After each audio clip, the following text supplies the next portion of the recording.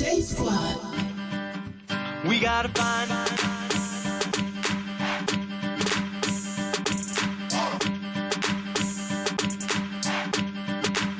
what do we do? That's the first clue. Now what do we do? That's the first clue. We gotta find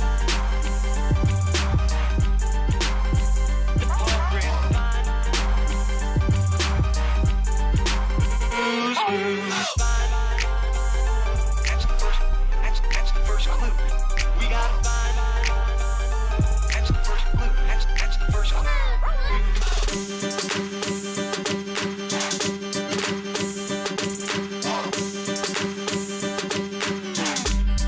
Now what do we do? That's the first clue. Now what do we do? That's the first clue. We gotta find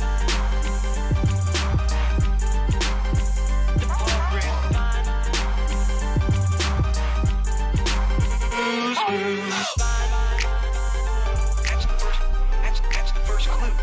We gotta find that's the first clue. That's the first clue.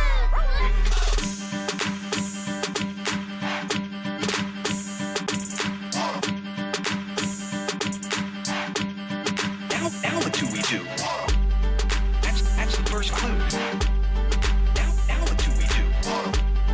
That's the first clue. We gotta find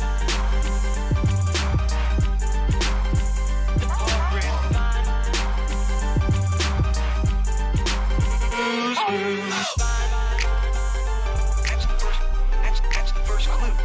We gotta find that's the first clue. That's the first clue.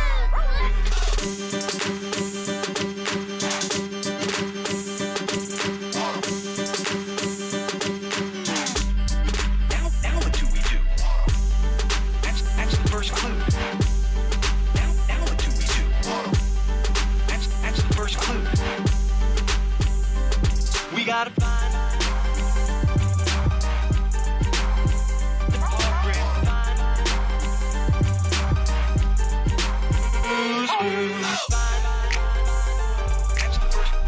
that's the first clue. We gotta find that's the first clue. That's the first clue.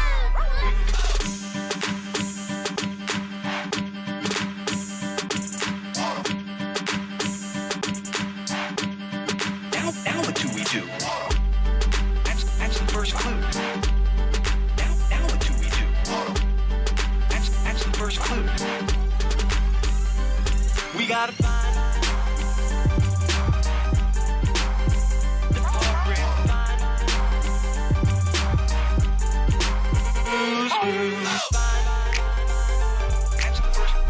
that's the first clue. We gotta find that's the first clue. That's the first clue.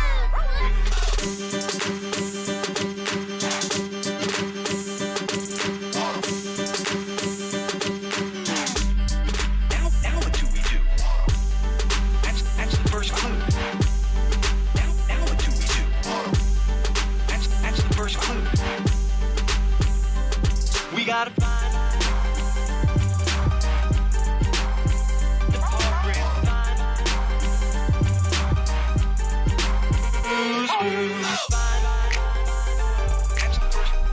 that's the first clue. We gotta find that's the first clue. That's the first clue.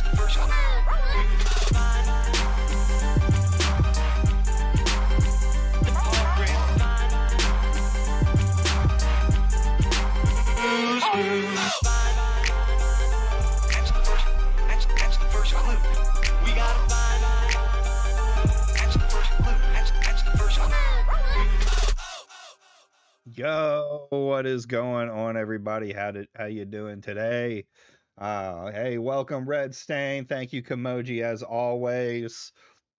Gonna be kind of a chill one tonight. I don't have like a direct hands-on like subject for today, so we're gonna watch a few videos. I was gonna watch the video I was gonna watch yesterday, Trench Crusade, and the problems they're having. I looked over it, and yeah, it's some pretty insane stuff. It's just they're just not what they're doing. The Kickstarter is a mess. People aren't getting their products. People are getting their products damaged. One guy I saw even got his product delivered to the wrong house. It gave him all the stuff, said it was delivered, and it was the wrong house. People aren't getting their emails about their delivery. So it is going to be an interesting one reading about it. Now, it's not a very, not a very old or long video, so it won't take too long. Hold on. Oh, I'm dying a little bit over here. But it's interesting to watch. I've watched through some of it. I haven't watched through the whole thing. Like I said, did a little bit of research myself, and we've gone through. There we go. That's what I'm talking about. That's what I'm talking about. And as always, we're going to be playing, the game of the week. Oh, not of the week. We'll say of the next few weeks or next 2 weeks or something like that. Be My Horde. I'm having a lot of fun with this game for what it is. Oh, the imp attacks. Yeah, let's get imp attacks up. Game of the viral 4 days. Maybe that's it. Maybe it's until really what it comes down is until I get bored with it, right? What do we do? Lifesteal, exploding blobs. I don't think I've seen the blobs yet.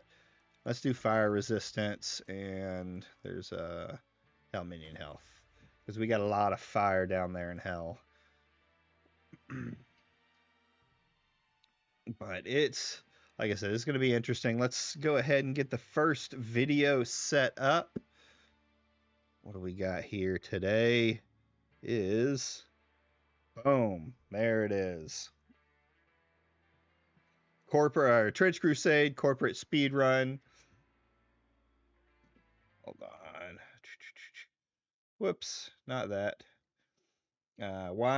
Trench Crusade is a disaster, and here's why. Boop. There we go. So let's see what Janovich has to say. See if we agree, see if we disagree, and play a little hell while we're going at it.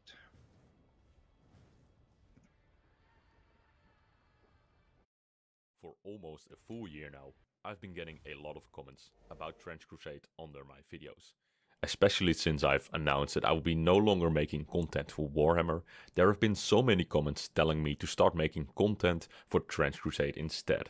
I'm talking well into the hundreds of comments now. And given how much overlap there is between the Warhammer and Trench Crusade community, and because I'm interested in Grimdark, World War I and the Middle Ages, people assume that because Trench Crusade is a mixture of all of these things, that it's a perfect fit for my channel. And they're not entirely wrong.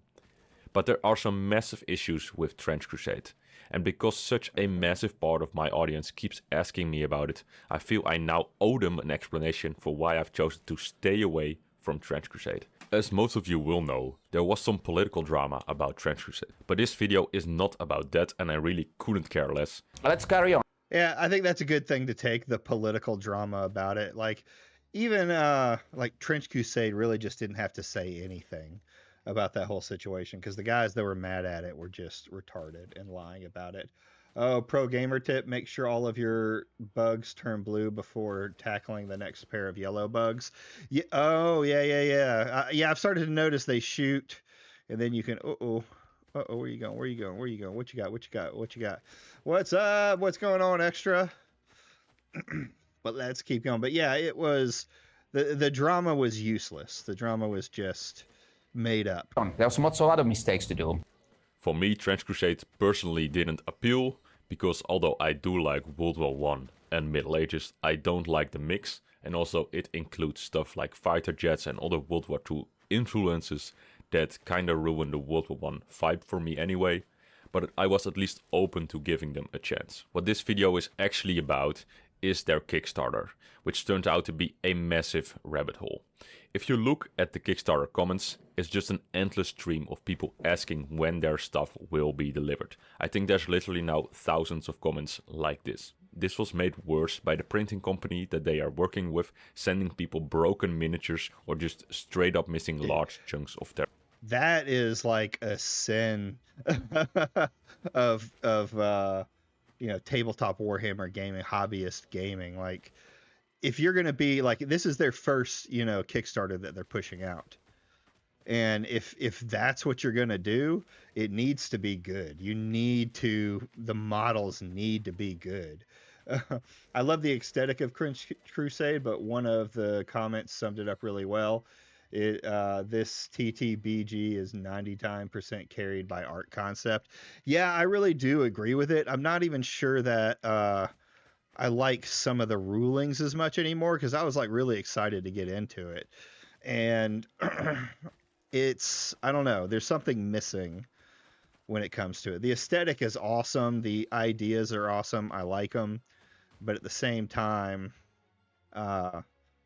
it also feels like, what are they going to do next? They're once they have all the World War I factions in there, what else can they do to move the story forward? Their order. The Trench Crusade devs have been making tons of excuses and repeatedly making statements like, oh yeah, everything will be fixed end of the month, yada yada, several times in a row. They then start... Yeah, I went online and saw this too. They have, like, there's so many posts about these problems and this stuff going on that it's like unbelievable. And I looked at their website, like, he's talking about this stuff where we'll reach out, and they've taken a lot of it down. Started shifting the blame towards the printing partner, who apparently had half their print farm. Let's see what this says here real quick. Bloop.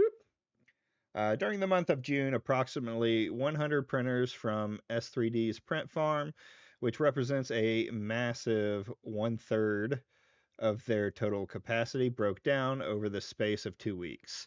Issues varied from dead pixels to the screens to broken build plate motors. To be clear, these kinds of issues do happen even with regular maintenance. These printers have been running for almost 24/7 for months, and now in an effort to fulfill the orders as quickly as possible. Although some issues were bound to happen, having so many printers fail at once is unprecedented occurrence for S3D. Yeah, but here's also the thing with that, right? They, sent out broken products.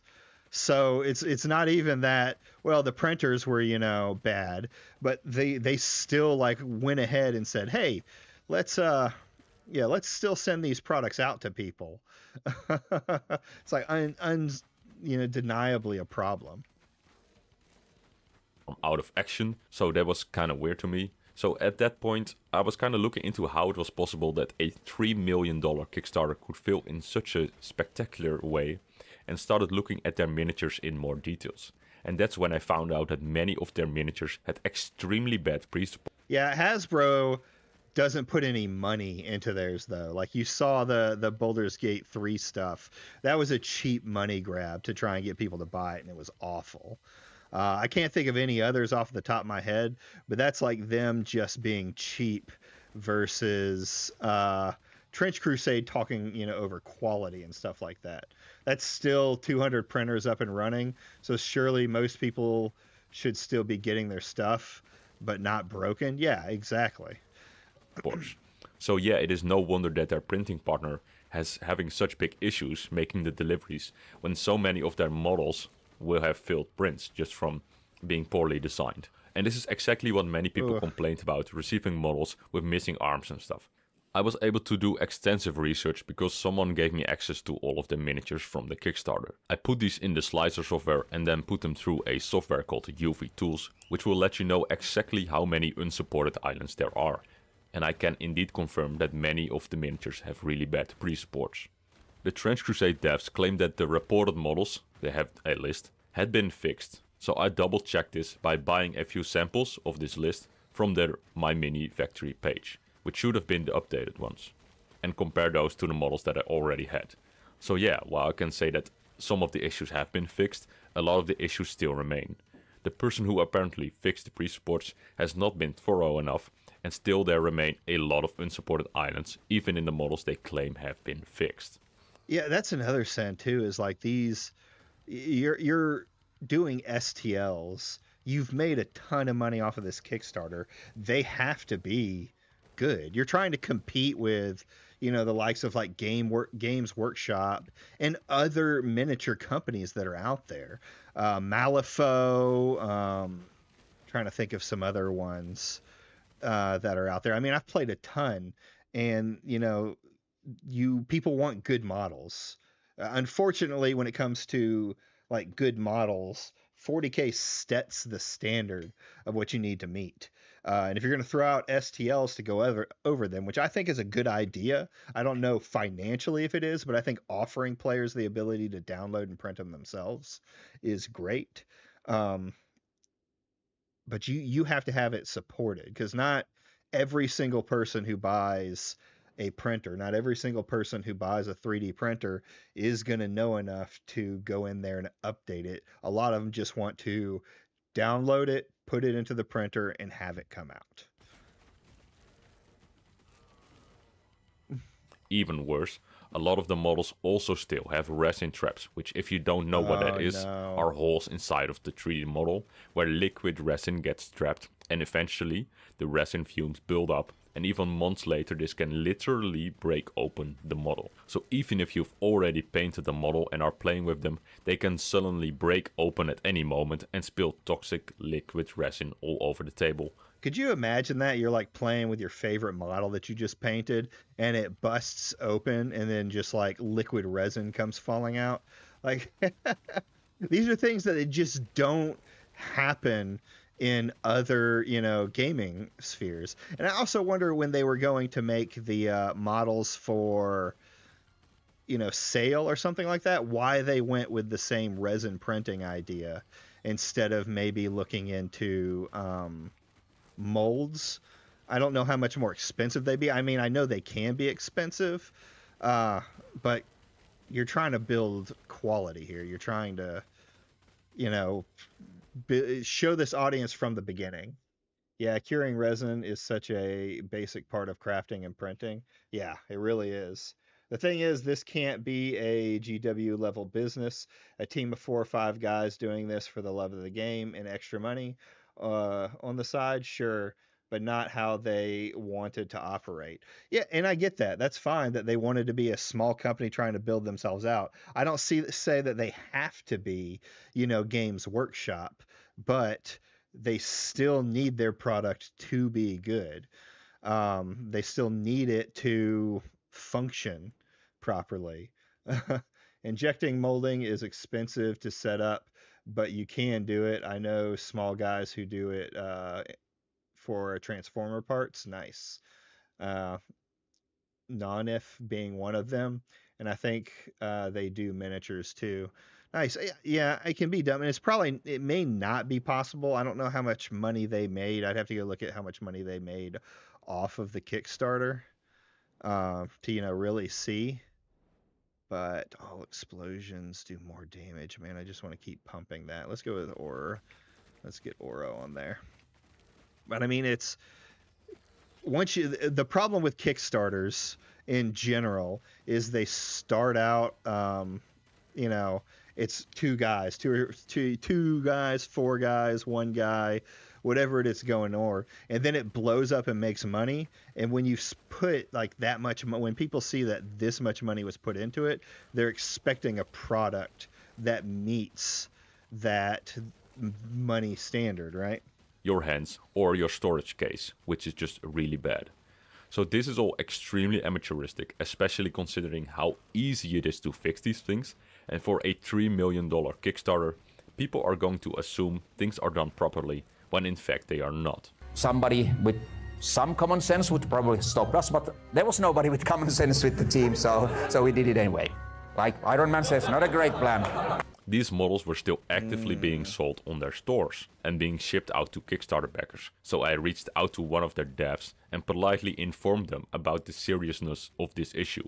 So obviously he told me that they had already fixed a lot of the models, which I replied with in no uncertain terms, and I quote from the message I sent him. I have double checked several models recently purchased from my mini factory that have these issues. Even miniatures that were on the list claimed as fixed still have issues. For example, Human Body 4 was claimed as fixed, but the second largest resin trap still remains, as well as unsupported islands. This is really not just a matter of report it and we'll fix it. The entire range need to be double checked by the developers. Otherwise, people are going to be sent out models with resin traps and files that are not properly supported. I also informed them that if they did fix this, I would retract my community warning. He claimed that he would get it sorted this week, but I have never heard from them again, nor do we have any reason to believe they have actually fixed anything. But it's not only their resin range that has problems, because when I looked at their FDM printed terrain, I was actually shocked by how it was designed, because nobody who actually knows anything about FDM printing would support and print a model like they showed. They even published a tutorial. Yeah, and you figure with them being amateurs, right? That's kind of the thing. They're a small company of guys who are just trying to make it for the love of the game. I'm glad for that. But like, there's a thing where I would like hire someone who can make these prints so that they are where they need to be.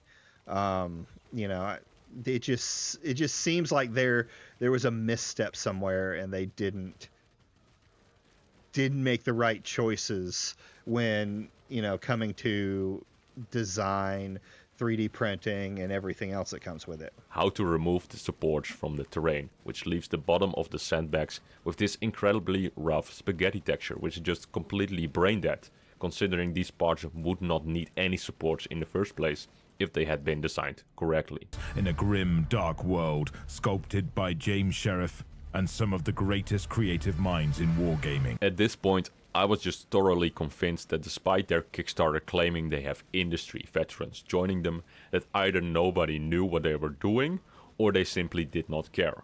Whichever is the case, it remains that the quality control of this project is absolute trash. And by the point I'm making this video, it's several months later and there are still people who have not received their Kickstarter rewards, and the comments with issues like these keep streaming in like before. While we are focusing ourselves on the Kickstarter, we want there to be new Trench Crusade stuff, because if we paid our attention purely on a new product, instead of making sure that the backers get their stuff as quickly as possible, that would slow it down. This did not stop the devs from going on to develop a kit of plastic miniatures that they have already sent out to various influencer miniature channels and is being sold before many of the supporters have received the stuff that has been promised to them. I was a poor kid in Finland once who really wanted to play war games. Not a cheap hobby normally. And I thought, I don't want to build a game that is a walled garden only for rich people.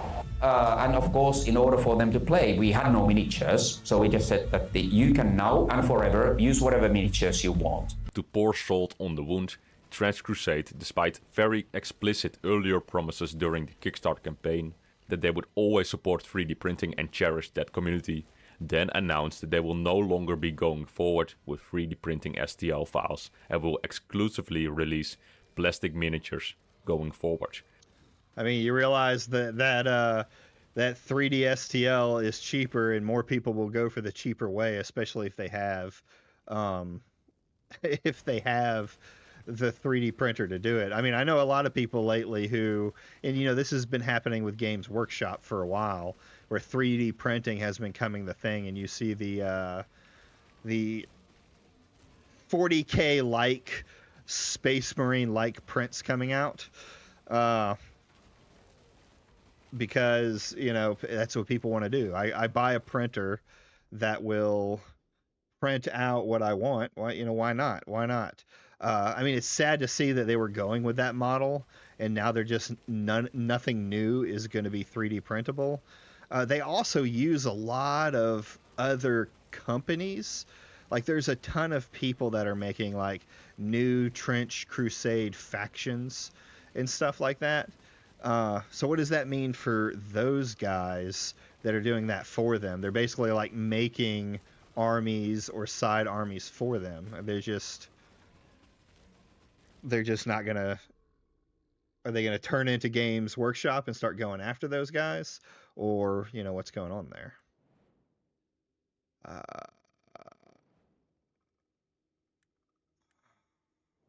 so-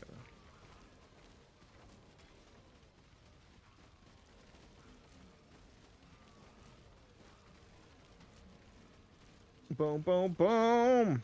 which are then also sold at Games Workshop pricing. So anyone who supported the Kickstarter with the idea that Trench Crusade would continue releasing STL files has basically been lied to. I've seen people defending this by saying it's a company and moving to plastics is the only way to ensure their profits. I always hate that company. Well, they're a company, so they don't have to follow their promises because it's like, come on, man, come on. We're gonna banish this one. Let's reroll my last reroll. Increase all magic damage. Yeah, we'll go with that.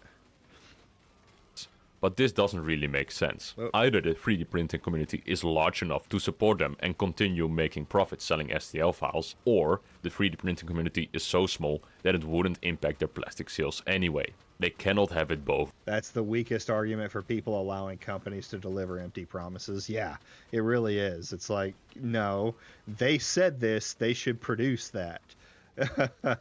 They should find a way. Ways.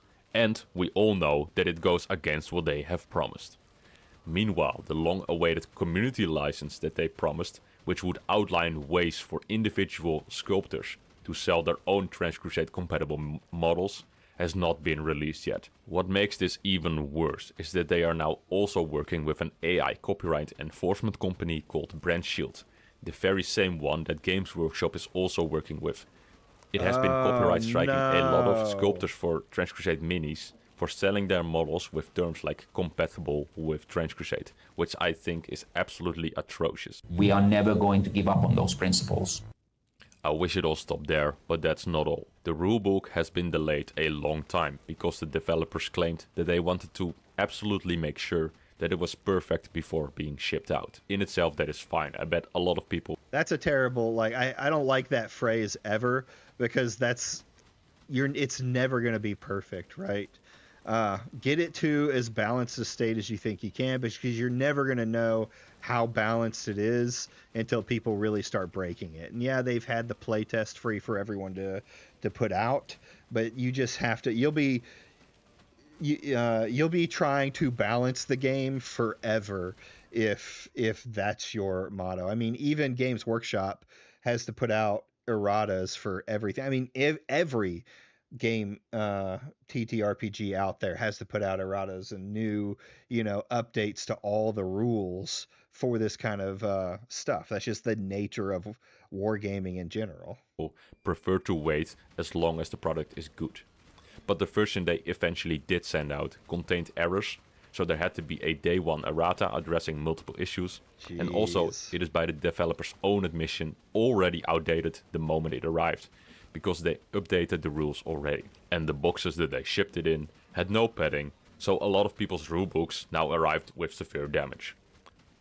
So imagine you are one of these Kickstarter supporters. You would spend several hundreds of euros on the campaign because it looked promising, because it had a lot of industry veterans working on it. What could possibly go wrong? Well, you've been patiently waiting like a year for your rewards, only for many miniatures to arrive damaged and some not to arrive at all. When you contact the Trench Crusade developers about this, they tell you to contact their printing partner, who is already overloaded with emails and barely gives you any updates, so you have no idea when the rest of the models will arrive, or if they will even arrive at all. Meanwhile, the YouTube... I could give leeway, right, on this if it was one thing, right? Okay, you're having trouble with the STL files. Got it. That can be hard, right? There's a lot of things that can go wrong. Maybe you should have hired someone better or different or done something different. Got it.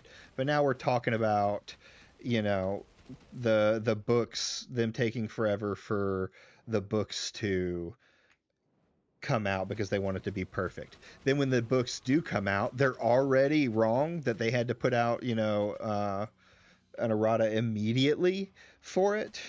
Then to talk about it, you don't even package the product right so that when your backers get it, they're already damaged. Same thing with models and other stuff like that. These are like mistake after mistake after mistake, which just shows that they didn't really have the ability to do this in the first place. Influencers have already been showcasing the plastic miniatures that they have received for free, and you have nothing.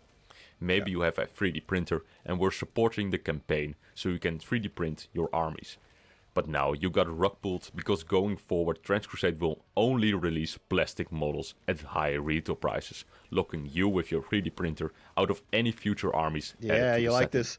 So you like this look army to you got. third You like this army I got going here. Yeah, I've definitely snowballed. Dude, the gravestones are just so OP. It is awesome. Because once you get it up to where it's like a ton of them, you're just walking around like, I don't even need anything to fight. I could just summon minions forever at this point. party sculptors, only to find several of them have been copyright struck and have their stores taken down for making miniatures that are compatible with Trench Crusade, and the license that would allow sculptors to do that has still not been published. Then after long delays, the rulebook finally... Yeah, and that's the thing too, like there was tons of companies that were doing, or people that were doing these Kickstarters and stuff like that. Are they all just going to be dead in the water now because Trench Crusade has decided, we don't want to do that anymore because some of the money will go to you and not us? arrives. It arrived damaged, it contains errors, and is already outdated. The moment you have them on the gaming table ready for your very first battle of Trench Crusade, one of them cracks and spills toxic liquid resin over your gaming table and wastes the many hours you've spent painting. Oh, that's the thing I didn't even think about. Like I have, maps to play on, and I just have, I couldn't imagine like my really nice map getting destroyed by resin from a model that I bought from a company. That's just that would piss me off. And you have no way to know which models is at risk and when it could happen. All of this before many of the original Kickstarter supporters even had a chance to play the game to begin with. And to top it all off, Trench Crusade does not offer any refunds to the people who've had any of this happen to them. So yeah, I think all of this is extremely bad, and they've basically speedrun from what is initially meant to be an indie team making a fun tabletop with their own community into a full-blown greedy corporation willing to screw over the people who supported them. This is not just a matter of making a mistake here and there. It seems that at every turn the Trench Crusade devs make the wrong decision. Whether that means choosing a bad production partner or going back on their initial promises. One way or another, the people who've helped make this Kickstarter a success are paying the price. As unfortunate as it is, I think by this point, the developers no longer deserve the benefit of the doubt, and they need to set things right immediately. The first step in this is offering refunds. Not just replacements or promises that your models will eventually arrive, but actually giving people who no longer want to support this their money back. The second step is to stop erroneously copyright striking sculptors, especially with automated AI tools, at least until the third-party license that has been promised officially is released, so people know what is allowed and what to avoid. That's okay. Good video there. I mean, it stinks. Hello, welcome to Kenshi. Today. Thank you. I need to get back out there and get guys. I mean, I think we're still gonna win this, but in our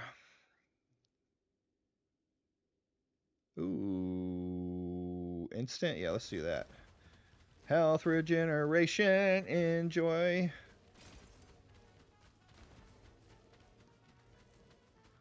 Where'd you go, little man? Let's get some more guys over here. Thank you for joining my army. We're gonna finish this out, but I really liked Trench Crusade, and I've gotten more into the smaller games, or at least I would like to get more into the smaller games, just because they're quicker, you know, than playing a 4 to 6 hour Warhammer game and getting bodied on turn 2. But I mean, what do you even say about what's going on with them? It's not good. I don't know how they recover from it without losing a ton of money. It's almost like they're trying to do what Games Workshop did before, you know, with the OGL. Is that what it was? OLG, OGL. Boom, baby. There we go. That's number 3. See, what happened is Nazmir showed me him beating this, and I had to come in here and one up him. So next on the chopping block is yeah, we like how it summons, is friend of the channel, friend on X. His name is Kira, and he's made a video that I think I'm going to have some disagreements with on him, just because of the title of or some of the stuff put on this video. So let's take a look here. Boom. A lying bigot, of course. Name of the video is Smash JT, the anti-woke grifter disliked the most, is what I think he was going for. So let's see what he says here. See what I agree with. I mean, we all know, like, I like talking about Smash. They need to have a vision, a plan, and a structure. Yeah, and I think they had the vision, but I don't think they had the plan, and it didn't help them set up the structure for it. It could have been...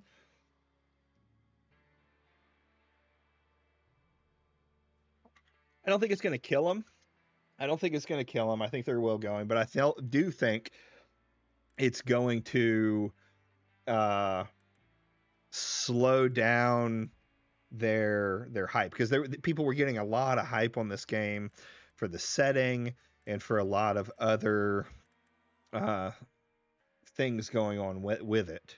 So yeah, I'm hoping this will be pretty interesting, Redstain. So let's see what Smash has to say. So last year I made a video about Smash DT, and it was the first time that I had ever made a video talking about anti-woke grifters, especially revolving around the gaming community. And it was just because of the fact that he had revealed himself for what he truly was. He was a guy who was all about gaming news and information and trying to be better than news sites such as IGN and specifically Kotaku, which is what he mainly went after during the early days of his pop-off on his YouTube channel.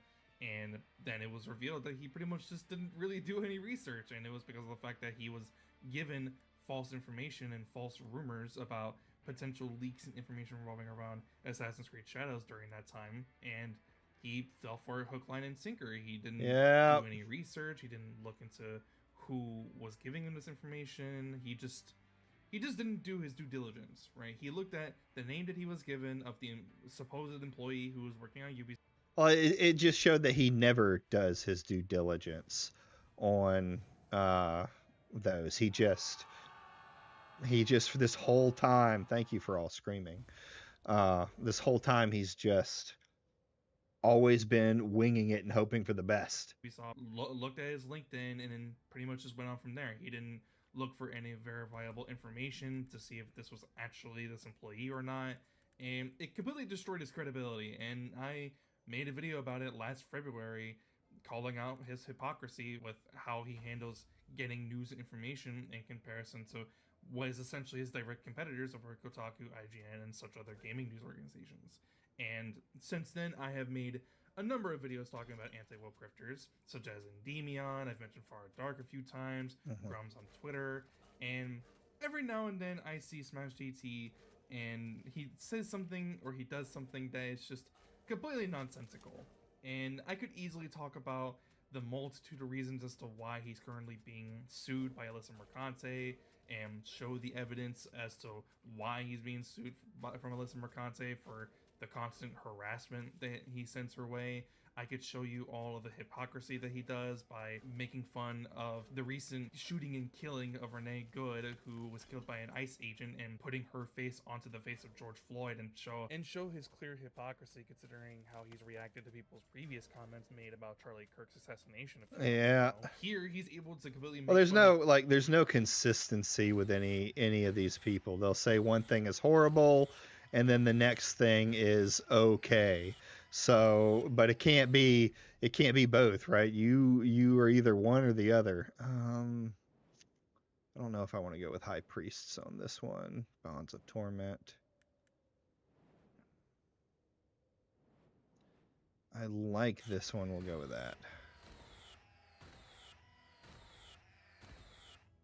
Boom, boom, boom. Not only Renee Good, who was recently just killed, but then also make fun of George Floyd, who was killed about 4 years ago back in 2021. We can also talk about a multitude of different things revolving around the way that he structures his content. We can go ahead and continue to keep talking about his credibility and how it's basically non-existent. We can talk about how non-trustworthy actually is whenever he's reporting about news and information. We could talk about how he still continues to interact with Grums on Twitter. He still continues to interact with him in some way, feature him in live streams and videos, even though Grums is known for being a lying scammer and has scammed thousands. Yeah, but Grums says the words that these anti-wokers want to hear, and as others have said, they don't care that he's a scammer as long as he's saying the right thing.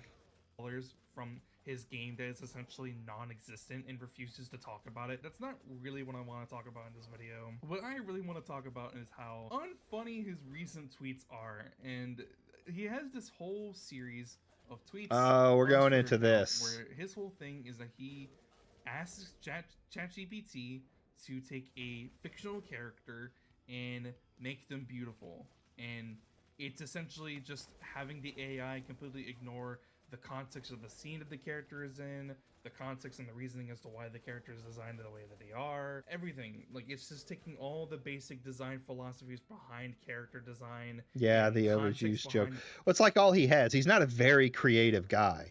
He doesn't come up with stuff on the fly. He doesn't, think about what he's saying. He has one trick, and then he'll use that until it's not getting him the clicks. Oh, it's not even that anymore. He keeps using this this joke that he's trying over and over and over again, and he doesn't seem to be getting much out of it, right? He just kind of ends up like floundering. Is he getting like 1,000 views? No, not really. The story and the lore of the universe that the characters are in, and just completely takes massive shit on them for no reason other than trying to get rage bait clicks onto his tweets. And he's already exhibited further evidence that's the only reason why he's doing any of these tweets to begin with, because he's actually tweeted out a screenshot of his revenue streams from those tweets alone, and he even made a video talking about it. But if that doesn't further prove that he's just essentially trying to get rage bait clicks on his Twitter account, then there are a couple other examples where he does this. He sees this tweet with Liz Kendall, and Liz Kendall is talking about how Grok is making all of these non-consensual intimate images illegally and how they're wanting to ban it, which is very justifiable. I'm all for this, by the way. There's a whole bunch of stuff that I could go into in a whole completely separate different video talking about. One of the funny things is I remember watching like Trump's inauguration and stuff like that, and he brought up putting a law into place. He pushed for a law into order as like one of the first laws he pushed in about doing this, about making it illegal for people to make sexual images specifically of women. He had even some woman there who had happened to her, and he was using her for pity points and things like that. But it's all I don't even know if that law got passed, the way Trump likes to say things. But yeah, it's deep fakes are horrible. We all know that it's a problem, and I've heard like losers talk about like, well, it's just a bikini, and it's like, well, no, you're trying to make it sexual, and you know, we saw how far it went, all the way into pedophilia. Grok AI and how it's doing all these crazy illegal things. I could talk about how the Twitter communities page that exists on Twitter is basically filled with a bunch of groups of people that are openly trying to get CSAM material from each other. That's a whole different topic for a whole different video. But essentially, So I was watching a video by oh god, I don't even remember who it was by. Let's do four more targets. Upper echelon, and he was talking about like that isn't even the worst of Grok, because Grok also has its own website that is for doing stuff, you know, image generation, LLM stuff, and it has had a problem with people making porn. And the thing about it is it's supposed to be private, so it's people passing that CSAM back and forth with each other in privacy as Grok makes it for them. what SmashJT then decides to do with this tweet is he decides to go ahead and use Grok AI to try to put her in a bikini, which is exactly the thing that she's trying to fight and is trying to make illegal by the end of this week or so. And then what happened afterwards when the Grok AI decided to not do it for whatever reason, he went ahead and just went straight into ChatGPT and did it anyways. So not only does SmashJT post a bunch of racist, homophobic, transphobic dog whistles, with some of them not even really being dog whistles, they're very blatant that he is just posting blatant bigotry, but he's also just massively unfunny. I have a whole bunch of series of tweets of me just quote tweeting these posts that he makes on his Twitter account, just talking about where is the joke. And the reason why I'm asking what the joke is because he purposely has on his Twitter account bio, for legal purposes, I am also a comedian, which to go further into mentioning the... Yeah, he does that because he thinks that's going to like be his saving grace, right? They love to talk about freedom of speech until they can get rid of other people's freedom of speech. Grok is always the gift that keeps on giving. Yeah, well, and the thing about Grok is showing constantly in public everything that is wrong with generative AI, and and still there's the push for it. I mean, it doesn't help that Trump has given, you know, AI free reign to make whatever they want for the next 10 years. lawsuit that he currently is. Oh, I'm not doing well on this one. I suspect that he only has that, you know, for legal purposes, that he's a comedian is because of the lawsuit, because he didn't have that there before. But also, it is. Funnily enough, I had just noticed a few hours ago, at the time of recording this, his main Twitter account, which is @SmashJT, recently got hacked. He fell for a supposed phishing scam, and they took complete control of his Twitter account. He can't log back into it. They changed the two-step verification, the email and the password. It doesn't exist anymore, or rather, the account still does, but he can't get access to it. And I'm looking at the account right now, right in front of me, and nothing has been done, nothing has been changed, nothing has been posted. He's now posting on his second Twitter account until he finally gets access back to this, but it wouldn't be that much of a surprise. Some people are already speculating this, including myself, that maybe this isn't really an actual phishing scam that he fell for. Now, obviously, considering who we're talking about. Well, it was an actual phishing scam, right? You know, there's other people that received it, but it is very, very good timing for Smash to have his account taken down by a hacker. That's all I'm gonna say. He's definitely dumb enough to fall for a phishing scam like the way that he did, because if you watch the video that he posted, he admits multiple times that he doubled and triple checked to see if the account that sent him the email was an actual official X account that was sending him this email, but for some reason he still was clicking on links, still gave them his information, such as his driver's license, for whatever reason, and got his account stolen. So, you know, considering who we're talking about, he's definitely dumb enough to fall for something like this. But the thing that really didn't help that crossed my mind as I continued to keep watching the video and look at his posts and talk about how he was how he fell for this. It God, wouldn't I'm surprise gonna me lose that all this this is one. happening to stop Discovery from looking at his DMs, looking at his Bro, private Smash is messages, his own and worst looking to enemy. see 100%. what conversations he's had. Video is too quick in comparison to your voice, by the way. Oh, too quiet in comparison to my voice? Really? Let me see here. Oh, that would be why. Why did it do that? I'll check the other ones too and make sure. I just turned up the last video. Tell me if this is better. With multiple different other content creators that would further prove the case that Alyssa Mercante is trying to make, and it's that he is actively running a harassment campaign to attack her and destroy her credibility as a gaming news journalist. And this could be happening for a multitude of reasons. Obviously, like I said, he is dumb enough to unironically fall for a phishing scam. He already has zero credibility as it is to actually give us the proper information to begin with. But, given the benefit of the doubt, maybe he's actually that big of a dumbass. But, who knows? Maybe this is a whole... I can't obviously prove it, right? I'm not trying to throw any accusations and say that they're true or not. This is all speculation.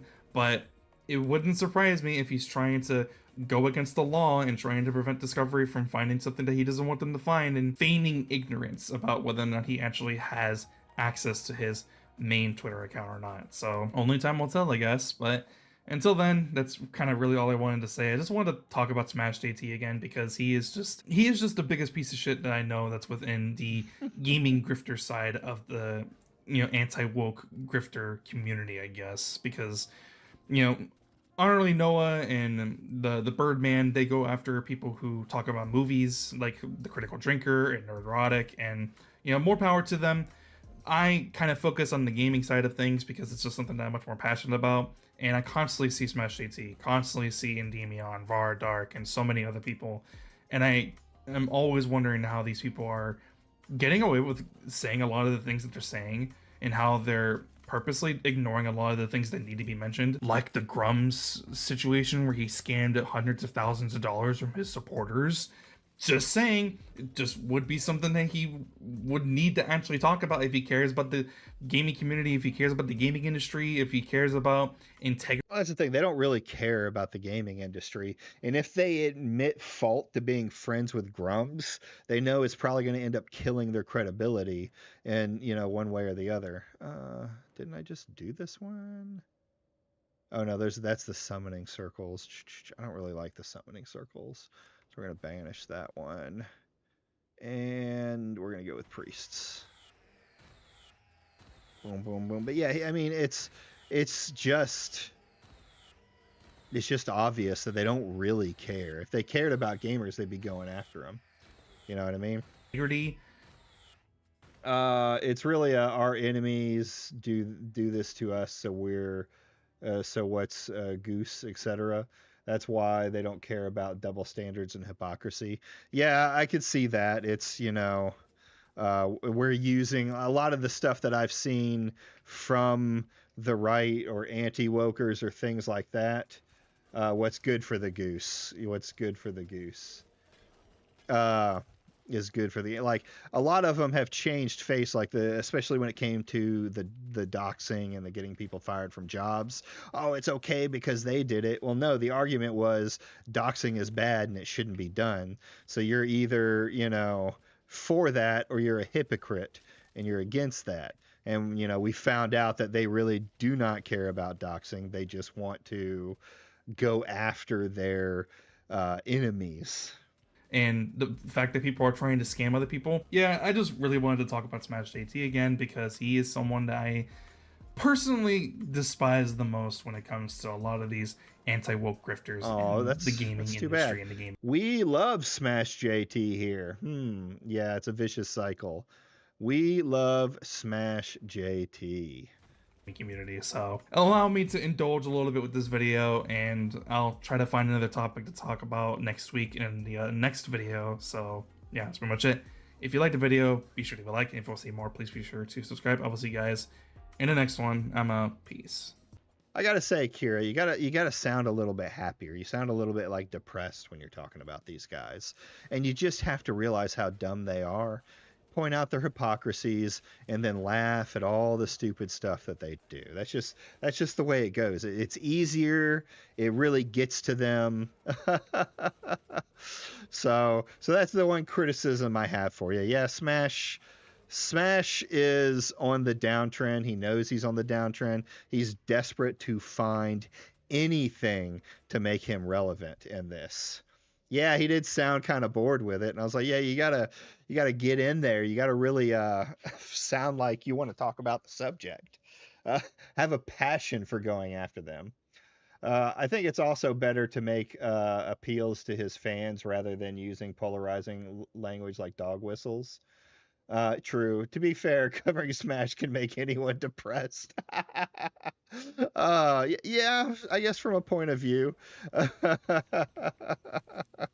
Oh man, but we like Kira. We've watched a couple of his videos, especially during the Ghost of Yotai debacle, the worst choice that the anti-woke have made, that they still double and triple down on to this day, even though it was clearly a success for Naughty Dog. And then making up stuff like, oh, they fired the main guy, the founder. And I was like, well, no, he's been doing this same thing for like 20 years. He probably wanted to move on from making, games. I want to maybe go do something with another company. Who knows why he decided to leave.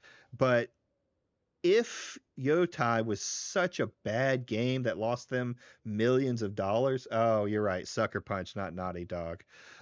If Ghosts of Yotai was such a bad game that lost them tons of money, why did they put the director in charge? The director, the one who was in charge of making Ghosts of Yotai. It just doesn't make any sense, which is, a common factor with these people. Oh man, I want to take that one, but I also want to increase damage of, oh yeah, let's do that for every priest that I have.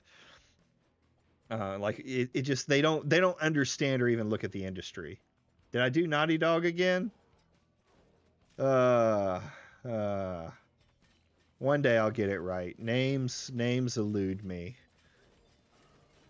I blame it on my dyslexia and my mentally ill, riddled brain.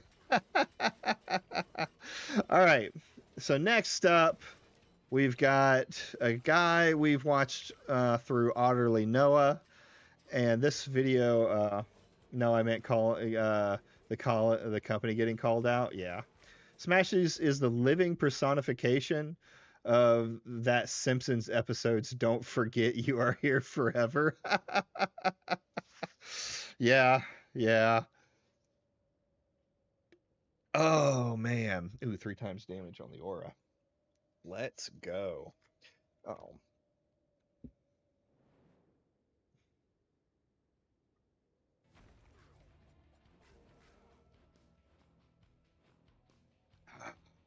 Oh, priests. Give me more priests. My circle does more damage.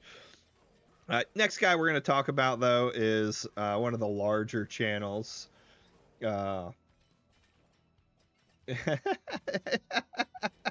That's funny. That's funny, Kimoji. Making that many videos on Alyssa Mercante and Yotai videos has to put him in purgatory. Like, how do you, like, you saw how bad it got with Yotai, like Popcorn Gate. Oh my God, she's eating popcorn at the awards, and my son wasn't allowed to. Oh man, just peak entertainment from there on. But yeah, let's see here. We got that up. Next one, like I said, is going to be Nux Taku. That's right, Nux Taku. We all know Nux Taku. He's just a MAGA grifter. Shut the fuck up. I'm going to have to hear your voice long enough. Someone pointed out this video to me in Feed the Pig, and it's him reacting to every war crime. So let's see what this retard has to say about some of the many war crimes that the U.S. has committed. I really hope his kid's school college doesn't find Smash's channel. He's not going to live that out. Yeah, I agree. And they put it, I don't agree. One reason I don't agree with putting your kids on there is one, that reason they find out your channel, he becomes a lol cow or absolutely gets disowned. Then there's the other side of it where like he is essentially called his own kid woke by deal damage to all enemies. I don't want that. I don't like that either. We'll do more magic damage. Yeah, essentially calling all of his, everyone with hair dye is woke because of some fucking thing that they did, and then immediately on the same day posting a picture of his kid with dyed hair. Like really? That's you're basically saying your daughter is an aggressive lefty, even though she's very young, right? It's a mess. Hello, gentlemen. We are back on the Nuxtaku channel with more lore. Today, American history lore. We are looking at every single American war crime, every major U.S. war crime ever committed. But I have a lot of opinions about war crimes. War crimes. All right, I'm gonna hit you with the truth nuke. All right, war crimes were invented by weak people to prevent strong people. Do you already see like the retardation of that? Like imagine some kids bullying you over your dad. That's just awful. I wouldn't even want to think of that. People from winning effective battles. All right. Now that's literally just a fact. Right. Yeah, you're right. Gassing people in combat to make them suffer. That ends up going after civilians, which is also a war crime that people like to do. Killing hundreds of civilians in civilian places because it's going to win you the war. I mean, this guy already can tell he has no idea how war works or why we put things into the status of war crimes, right? Because it could, in some cases, quite a few cases, it could cause total annihilation of both countries, both sides, or even the world. All right, that's first. Second of all, international law. War is hell. Like on top of it, like imagine if we were still using gas today. Like that's one of the biggest things. Yeah, touted as a war crime where these horrible gases are used. You think like Agent Orange and stuff like that. They just completely fuck soldiers up. All right, the third thing that I have to say is nothing is a war crime the first time. So let's see what we got. Let's see how based America is. Kunduz hospital airstrike. All right. This is one of the most recent ones in the video, as it happened on October 3rd, 2015. On that day, an American military gunship attacked a hospital in Kunduz, Afghanistan. Why would this they do was that? not a military base. It was a trauma center run by the famous aid group Doctors Without Borders. Why would they For do about that? 30 minutes, the aircraft circled overhead, firing repeatedly and precisely at the hospital buildings. The gunship fired 211 shells in total. But why? But why Inside, would they do the this? scene was a nightmare. Some patients burned alive in their beds because they could not move. Doctors lost their limbs or were decapitated by shrapnel while trying to operate. As people tried to run from the burning buildings to escape, they were shot from the air. By the time the attack ended, at least 42 people were dead, including doctors, nurses, and patients. But why? The hospital had given its exact GPS coordinates to the US military just days before, specifically nice to of prevent something like this from happening. Even while the bombs were falling, hospital staff were frantically calling military officials, begging them to stop, but the Well, strikes continued. that's After the good. attack, the American explanation changed several times. First, officials said they were protecting troops on the ground. Then, they claimed the Afghan army had asked for the strike. Finally, the US commander admitted it was a specific decision made by American forces, but called it a tragic mistake caused by human error and broken equipment. Some officials tried to claim that Taliban fighters were hiding in the hospital, using civilians as human shields. Doctors Without Borders flatly denied this, explaining that they had a strict no-weapon. Yeah. Can you see he's like just well, why? Why did they do it? He's waiting for something like they were also healing terrorists. Yeah, Doctors Without Borders is a group that goes around and helps people in all sorts of different countries. And in a lot of those cases, I'm sure they work with saving people who've been shot who might also have been the enemy. Policy. I mean, and that no one knows. If Doctors Without Borders is compromised sometimes, so you never know. Compound. Do you have some proof for that? Like, what are you even talking about? When has there ever been an article come out that says Doctors Without Borders is compromised? Can you show that to me? And can you prove that this particular one was that way? Was full of doctors and patients, not soldiers. Can't believe Obama would do this. In the end, President Obama apologized, and the military Damn. punished 16 people with administrative discipline, but no one was ever charged with a crime. The Pentagon concluded that because it was an accident, it was not a war crime. What a surprise. The government investigated itself and was found innocent. Really? What a surprise. The doctors and the United Nations I love how we could just decide that. It's like, listen, guys, it was an accident, so therefore it wasn't a war crime. Sorry, bro. called for an independent investigation, arguing that a military cannot I love how the United Nations does that every time. It's like, the United Nations demands an independent investigation into the war crime that took place over there. Dog, the United Nations? Fuck you guys. You know who's in the United Nations International Court of Retards? You literally have Iran in charge of, like, humanitarian bullshit. All right, get out of here with your garbage. It's like you'll have Syria doing a genocide against the Yazidis or against the Druze, or against the Christians or the Owlites, or against the Palestinians. All right, you'll have why is no one freaking out about Obama about this? Like, Trump is a monster for kidnapping a dictator. All right, and then you'll have, like, all this other shit. Here we go. You know, the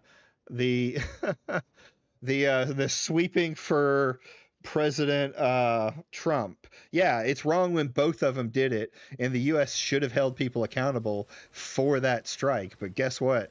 Governments don't want to investigate themselves, and they don't want outsiders to investigate themselves because they want to keep the power. It's why you don't see government officials getting arrested for, fraud and for everything else.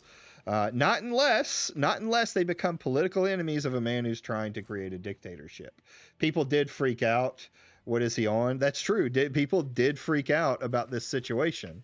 Americans do not like when war crimes are done against innocent humans.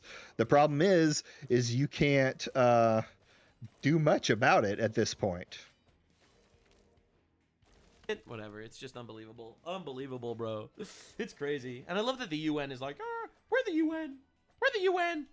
fairly investigate its own actions, but that investigation never happened. Mahmoudiyya... Look, man, mistakes happen, I guess. Mistakes happen. Sorry, UN. Fuck you. Let's start dealing with all your other fuckers doing genocides. All right? Worry about the Nigerian genocide of Christians, or the Sudanese genocide of Christians, or the Somaliland genocide of Somalilanders. Why don't we worry about that one first, sir? Okay. Whataboutisms.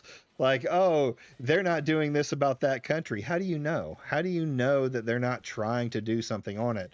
They're trying to do it in diplomatic fashion, right? That's kind of the point of the UN, not to go in and start problems. And you also want to talk about it. They went in to the borders of Israel and were trying to help keep the peace between the northern borders of Israel and whatever country is right there that wanted to send more terrorists in. So they were helping out Israel. Your capital, your Jewish capital. Nux is a Jewish Canadian. He's one to talk about. He's so cringe. Yeah, absolutely. It was a stunt. It was this stunted 13-year-old mentality. Yeah. On March 12th, 2006, in a small house near the village of Yusufia in Iraq, something truly horrific happened. 5 American soldiers from the 502nd Infantry Regiment left their checkpoint and walked to the home of an Iraqi family. The family included a 14-year-old girl called Abir and her 6-year-old sister Hadil and their parents. Their 2 younger brothers were away at school that day. These soldiers had been watching Abir from their nearby checkpoint for some time. They often saw her doing chores in the garden, and some had harassed her before, staring at her or making gestures that scared her family. Her mother had even planned to have Abir sleep at a relative's house to keep her safe. One soldier, Stephen Dale Green, had even touched Abir's face during a house search, which terrified her. Green himself had told a reporter just a month earlier that killing people in Iraq felt like nothing to him, like squashing an ant, and that he had come there wanting to kill. That day, the soldiers were drinking alcohol mixed with energy drinks, playing cards, and talking about doing what can't be said here to Abir and killing Iraqis. Green kept pushing the idea. 4 of them changed their looks to look less like U.S. soldiers, and they headed to the house in broad daylight. Brian L. Howard stayed at the checkpoint, but knew what was planned. They separated the family into different rooms. One of them grabbed the little sister who was outside, while another one shot and killed the parents and the sister. The mother struggled, and her arms were broken. Then, 2 soldiers took turns doing what they had planned to Abir. The soldier who shot the family came in after killing the others, said he had just killed them all, and called it awesome. He then did the same thing as the other 2 soldiers to Abir, and then killed her. To cover it up, they poured petrol on her body and set fire to the lower part. The fire spread, and they burned their bloody clothes too, throwing the murder weapon into a canal. Afterward, no, these guys gotta go execute these motherfuckers. Holy shit. They went back and ate chicken wings. Finally a decent take. To celebrate. Neighbors saw the smoke and rushed over. One described seeing the poor girl's body. They told Abir's uncle, who put out some flames to get inside and saw the terrible scene. The surviving brothers, 9-year-old Ahmed and 11-year-old Muhammad, came home from school to find their house burning and their family gone. They were left orphans, raised by their uncle. The soldiers tried to blame Sunni insurgents at first, and for a while, no one investigated deeply, but the crime led to revenge attacks. Militant groups claimed they kidnapped and killed American soldiers from the same unit to avenge Abir. Sorry! That's also a war crime. Like, I love how it's like, oh, the Muslim. Oh, here we go. These soldiers caused more violence to their units, but now the terrorists are bad for taking revenge. Yeah, that's what happens when you do dumb shit like that. You make more terrorists and make it more of a problem. It's not just going over there. And during this time period, it was hearts and minds time period. Like, it's no longer a war. The war in Iraq only lasted a day. We fucking decimated them. We decimated them to the point that there was, no resistance left except for, the terrorist organizations. We weren't fighting in an army anymore. We were fighting an insurgency. And then, that got taken over by Al-Qaeda and all the others and gone from there. But this is like, I can see him already turning on these people, and it's already pissing me off. When they commit more crimes, that's okay, whatever. They're Muslims. They can commit more crimes. No, it wasn't, but it was at the fault of these 2 these soldiers that decided they were going to do what they wanted to do because they were psychopaths. Americans committing war crimes! Again, this isn't me running defense for this guy that raped and killed this girl. Yeah, it absolutely is. You running defense for these guys doing it because they're the cause. It's their fault that the terrorists started going after them. No one else's. You pissed off these group of terrorists, they decided to take revenge. Bro, that's absolutely unconscionable. But revenge honor killings, bro? That's also... Oh, no, burning their family down, raping and murdering the daughter, shooting the family, leaving with these people. That's just not that bad compared to the terrorists going after the people that did this. Get the fuck out of here. Oh, a war crime. Why are we doing this? Why are we running? Like, God, this is crazy. Releasing videos of the bodies. The truth came out months later when another soldier in the unit, Justin Watt, heard about it from others and decided to report it, even though he feared his comrades might hurt him for speaking up. Investigations started, and the soldiers were arrested. Green had already left the army for mental issues, so he was... Yeah, Abir might have been 12, but she was also someone's wife, okay? So why are you all upset about this? Tried in a civilian court. He was found guilty of rape and murder, but got life in prison instead of death because the jury could not agree on the death penalty. He later died in prison by suicide. The others faced military trials. Right. Barker pleaded guilty, admitted hating Iraqis, and got 90 years with possible parole after 10. Cortez also pleaded guilty, apologized in tears for the pain he caused, and got 100 years with possible parole after 10. Spielman was convicted and sentenced to 110 years with possible parole after 10. Howard, who helped cover it up, got 27 months. Another soldier who knew but did not report was discharged. Kanikati Massacre. Yeah, so that's obviously horrible. Obviously horrible. And you know what else is also horrible? The guys that just started killing random American soldiers is revenge honor killings. Well, how is that acceptable? Well, I love. Did the guy even say it was acceptable? He said it was the cause of this happening. Like, Nux is a complete fucking moron when it comes to this. Oh, no, you didn't say that it was unacceptable that they started doing that. No, he just said the facts of the case, that these guys decided they thought it was okay to rape and murder people, and that because of that, it increased terrorist attacks in the area. Yeah, that's what happens when you fuck around and find out later, right? Do we want other American soldiers to die for that? No. But you know who killed those American soldiers? It isn't just the terrorists. It's those guys that went in there and did that.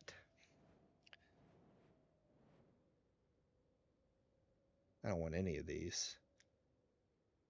I love how we're just glancing that over. American troops had just entered the town of Kanikati in Sicily. The German army had retreated, leaving behind a lot of destruction. So desperate and hungry, local people gathered at a bombed-out factory to take whatever supplies they could find. They were filling buckets with food and liquid soap just to survive the chaos. An American commander named Colonel McCaffrey arrived at the scene. He was supposed to be in charge of keeping order. Instead, when he saw the crowd, he demanded they leave immediately. When the people didn't move fast enough, the colonel ordered his own soldiers to fire into the crowd of unarmed families, but the soldiers refused to shoot, as they saw that these were just civilians. Furious, Colonel McCaffrey pulled out his own handgun and started shooting people himself. He killed at least 8 innocent people, including an 11-year-old girl. The most shocking part is that the colonel got away with it. He was never punished and lived for another decade before dying of natural causes. For years, this massacre was completely forgotten, and the truth only came out because the son of a witness finally decided to tell the world what he had seen. And we're believing him? Again, I'm not saying if this really happened, it's horrible. Don't get me wrong. If this happened, it's absolutely horrible. Dude, Nux is just a sweeping cuck who will try and defend anything that he thinks it goes. He's not even American, right? I'm a fucking American. I bleed red, white, and blue. This guy just wants to sound like he's American, so he can make a little bit of money off of the idiots who listen to him. But you know, like we're just trusting like one witness, son, 10 years later. You know. Tiger Force atrocities. Like again, I'm not trying to be controversial here or anything, but like I don't know if it's true. Don't know if it's true. Well, I mean, okay, why would this son have a reason to lie, right? What reason could there possibly be that he lies about this situation? I assume it's true, but that's like, is that what we got? Tiger Force started as a small group of elite soldiers in Vietnam, trained to be fast and deadly. But by May 1967, this unit had turned into something monstrous. The mission was supposed to be about finding guerrilla fighters, but it became something totally different. The commanders wanted high numbers of enemy kills, and one colonel even ordered the troops to reach a specific number of kills to match the unit's name. This created an environment where soldiers felt like they had a license to kill anyone they saw. For 7 months, they went on a rampage where unarmed people were hunted down and killed, even if they weren't guerrilla fighters. The reports from that time describe a nightmare. Soldiers were executing elderly people and women in the rice fields as they begged for their lives. They threw grenades into underground shelters where families were hiding, turning those bunkers into mass graves. Prisoners were tortured and executed routinely. Some soldiers began cutting off the ears of the dead and wearing them on necklaces as trophies. Oh my fucking god, dude. Trophies. Two friends from Arizona, Sammy Barra and Ken Green, became the symbols of all of this. After Green was Damn. killed in battle, Ibarra went over the edge and started mutilating bodies. Instead of being punished, Ibarra was actually congratulated in a military newspaper for getting the unit's 1,000th kill. Not everyone went along with what was happening, though. A soldier named Gerald Bruner actually pointed his rifle at a fellow soldier to stop a killing, but his There you commanders treated go. him like he was the problem. Others Look at the image I sent you on the meme channel. I think of it every time Nux downplays a situation. All right, hold on. Let's take a look at this.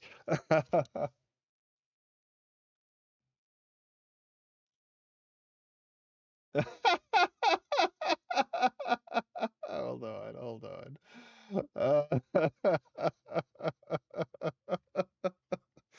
Oh, let's take a look at this here. Why did it get so big?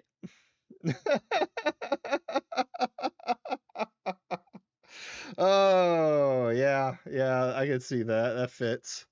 who tried to report the crimes were told to Damn. keep quiet. One military journalist was threatened with death by his own commander if he spoke up. Even the medical staff suspected what was happening, but were too afraid to investigate. Years later, though, the army actually did investigate. From 1971 to 1975, they gathered sworn statements from soldiers who admitted to the crimes. They found proof of routine Yeah, murder, that's horrible. including the killing Holy of crap. 2 blind brothers and many civilians. Two blind brothers. Where the fuck do you find these people?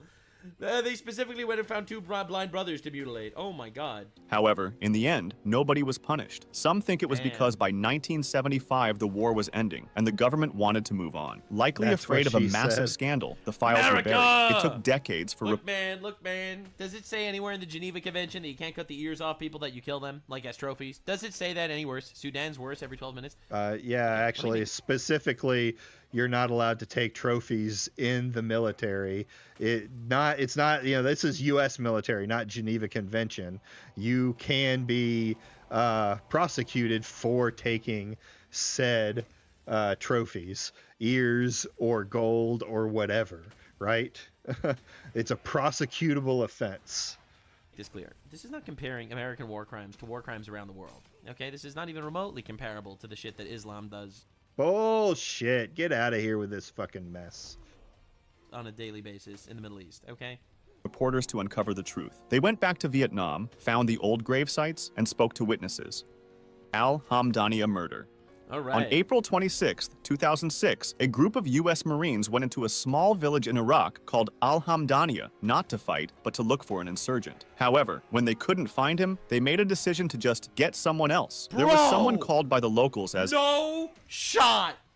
Hashim the Lam, a disabled man who walked with a metal bar in his leg and had poor eyesight. The Marines broke into his house while he was asleep and dragged him away from his family. Before they grabbed him, they stole a shovel and an AK-47 from a neighbor's yard to use as props. Bro. They tied the disabled man's hands, forced him to walk to a hole in the road, and shot him to death. Oh To my cover their tracks, God! they fired the stolen gun into the air to make it sound like a battle was happening. Then, they untied his hands, planted the shovel and the rifle next to his body, and filed a false report claiming they had shot a terrorist who was That's digging a roadside crazy. bomb. When his family found him the next morning, he had been shot in the mouth, and his face was so swollen and beaten that he was almost unrecognizable. The truth eventually came out, and 7 Marines and 1 Navy medic were charged with murder and kidnapping. However, the justice system struggled to hold them accountable. Most of the men made deals to testify against each other in exchange for lighter punishments. The leader of the group was convicted of murder and sentenced to 15 Damn. years, but that conviction was later overturned due to legal errors. He was retried and convicted again, but in the end, the jury decided he didn't need to serve any more prison time. Gorla Massacre. That's crazy. On October You know. 20th, You see how easy it is for the government to just give itself immunity. Like nothing gets taken out or taken care of. It's just, hey, we're it happened. We'll lightly admit to it.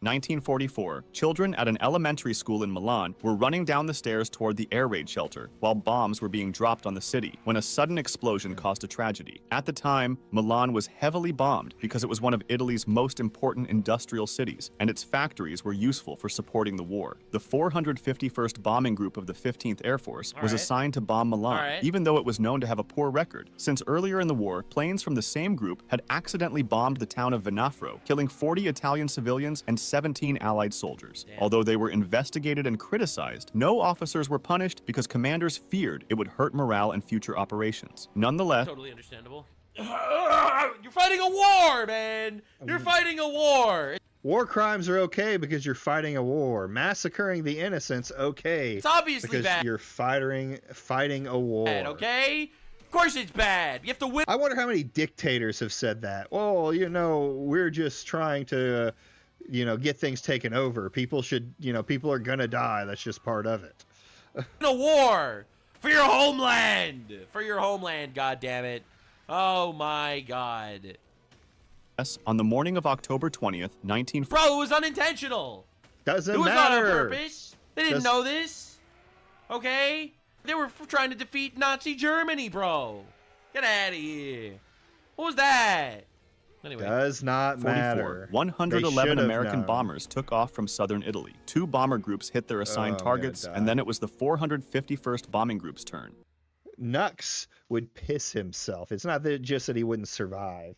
He would piss himself in a fucking corner if he got into a dogfight.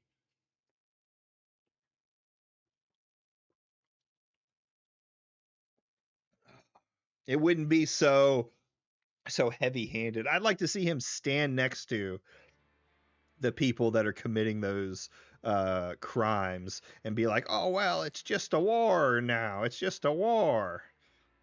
They were supposed to strike the Breda factory. The lead aircraft made a fatal navigation mistake. Instead of turning left toward the target, it turned right, sending the bombers directly over the densely populated neighborhoods of Gorla and Prokoto. Realizing they could no longer reach the factory, the lead plane still dropped its bombs and ordered the others to do the same. All the bombs from the second wave fell on civilian areas. This attack, later known as the Gorla Massacre, is there any evidence this was done on purpose?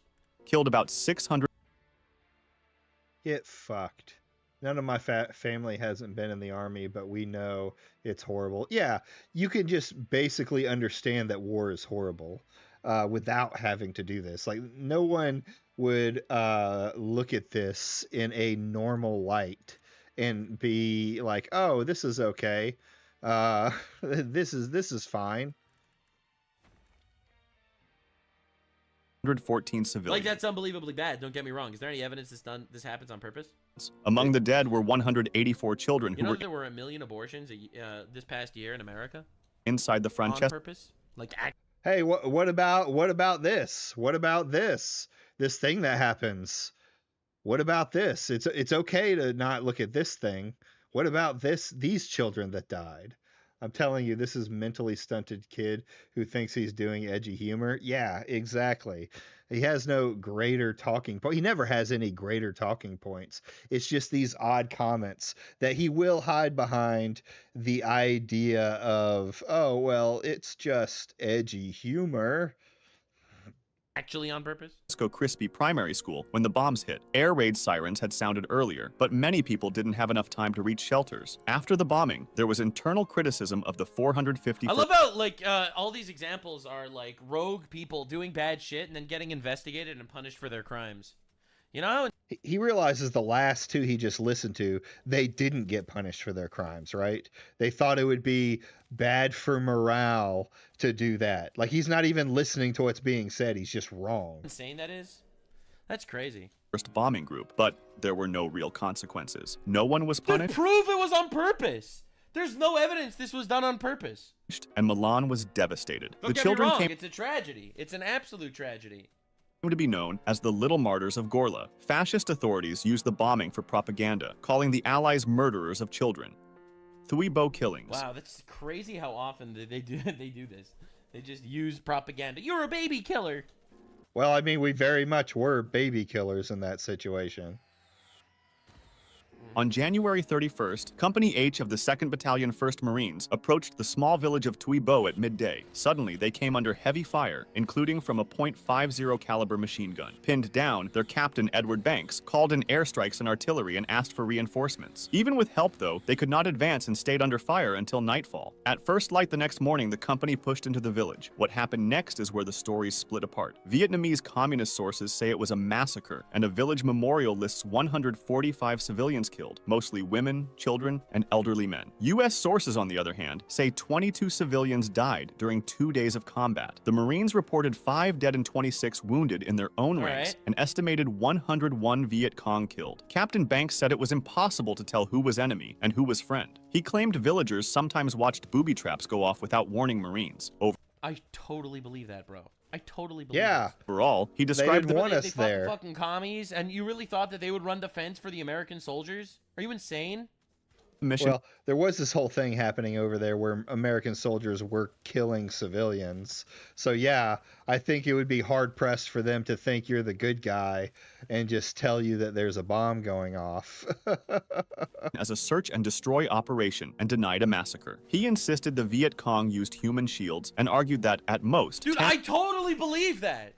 What are we doing? 10 to 15 civilians may This guy would believe Hitler was just sending the Jews away on a vacation camp. have been killed during the assault. He said he shouted for his men to stop firing when the enemy's fire ended. Some of his men, though, remembered things differently. Marine Jack Hill said the number of dead was ridiculous for a village they had thought was friendly. He said that the next day their orders were to sweep the village. Hill described forcing people from hiding by throwing grenades into bunkers. He explained, I'm sorry, man. I'm so tired of this garbage, bro. They walked into a village where they were under heavy fire, and they were doing he's their the absolute best to state's survive. strongest defender. Okay? Yes, they had to kill people. Yes, there were innocent people that got killed in the crossfire. It's a war.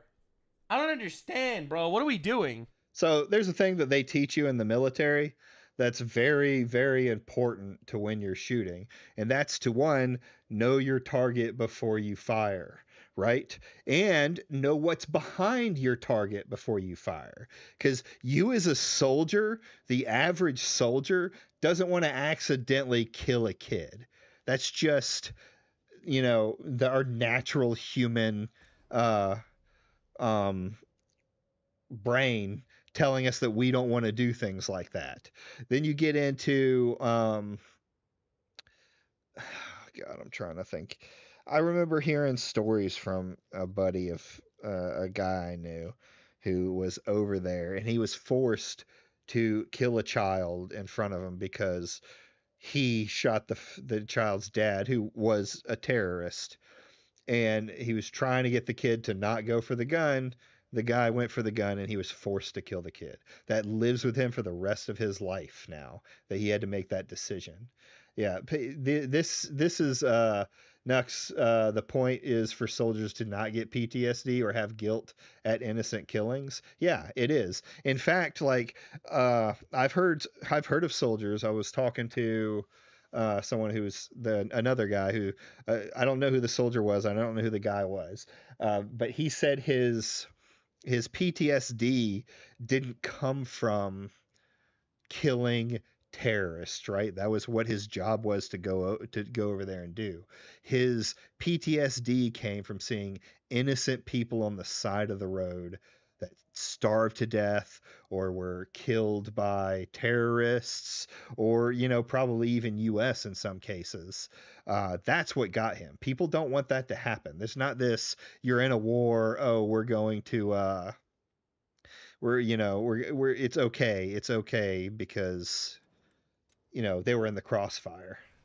So that's what psychopaths who go into the military think. explained that the language barrier and the pressure of war You think it took them 2 days to take this village in a mostly civilian, peaceful group of people?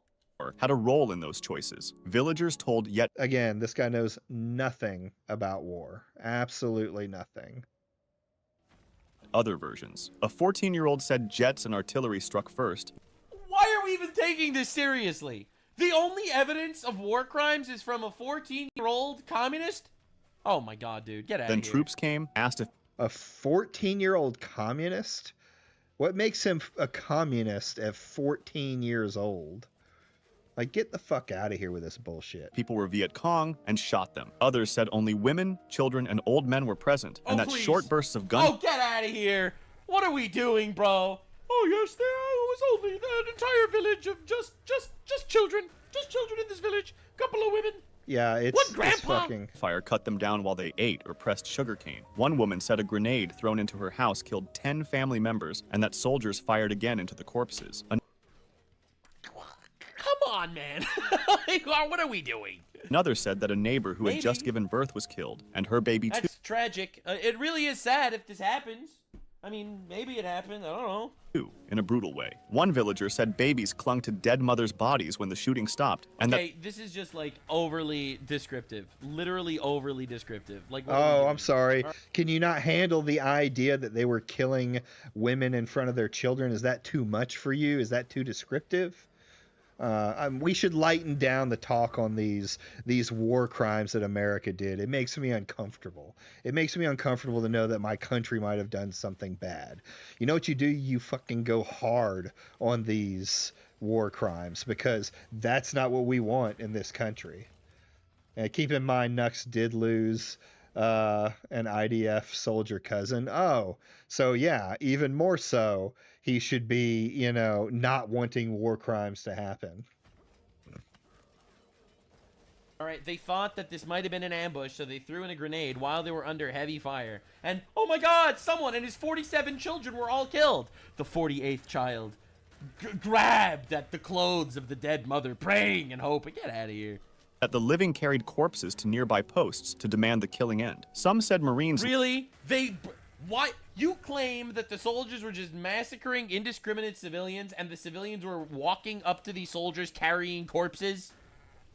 Get out of here, bro. later ordered them to dig up Jesus. buried bodies to look for Viet Cong. When See, the funny thing is when you're in this kind of situation and they're killing civilians, they're usually giving orders to the ones that are still alive. Like, hey, if you want to live, you're going to, you know, pick up these corpses. Running away doesn't always save your life. Sometimes people try and stay and, you know, hopefully get some kind of peace from the people that are absolutely murdering them.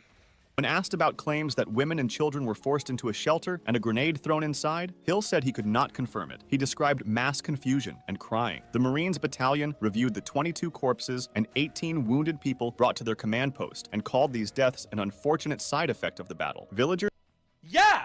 I know that sounds not nice, but yeah, it is an unfortunate side effect of the battle. If they wouldn't have attacked them in this village, this wouldn't have happened. No, that's absolute bullshit. We don't go slaughtering entire villages in Afghanistan because of stuff like this, right? Yeah, it's not the village's fault that the terrorist organization or the Viet Cong moved in. They don't deserve to get slaughtered or have doors shut on women and children and fucking blown up. Like, get the fuck out of here. You wouldn't last a fucking day doing anything that these people do on a regular basis as soldiers. insisted many were executed at close range after And then the soldiers sodomized the bodies of the dead, probably. the Viet Cong had already left. The numbers remain disputed. Biscari Massacre. I don't even know why that's counted as a war crime. On July 14th, because it was a fucking war crime, right? You don't get to slaughter the whole village just because of the terrorists that are in there. You also have to pick your targets. Like, that's the whole point of the rules of war that we've made. So innocent people suffer less during what's already going to be a tragic fucking time. You give people who are insane the room to just do what they want, and more insane things will happen. 1943. Well, let's just take the word of the enemies. Let's just take the word of the 14-year-old communist that said that actually it was the Americans. During the invasion of Sicily, American soldiers, in 2 separate incidents on the same day, executed 73 prisoners of war. In the first incident, a sergeant named Horace West was ordered to take a group of prisoners to the rear. Instead, he marched them about a mile away and stopped. He borrowed a Tommy gun and told his fellow American guards to turn away if they Damn. did not want to watch what he was about to do. He then opened fire on the unarmed men. Investigators later found that he had shot them through the heart. The most chilling detail You mean to tell me that, again, not trying to be rude here, but you mean to tell me that this dude had a Tommy gun and he shot 20 guys through the heart? Really? Yeah, you can do that, right? That's completely and utterly possible. Nux not knowing how weapons work. Just because he shot him in the heart doesn't mean it was one bullet, bud.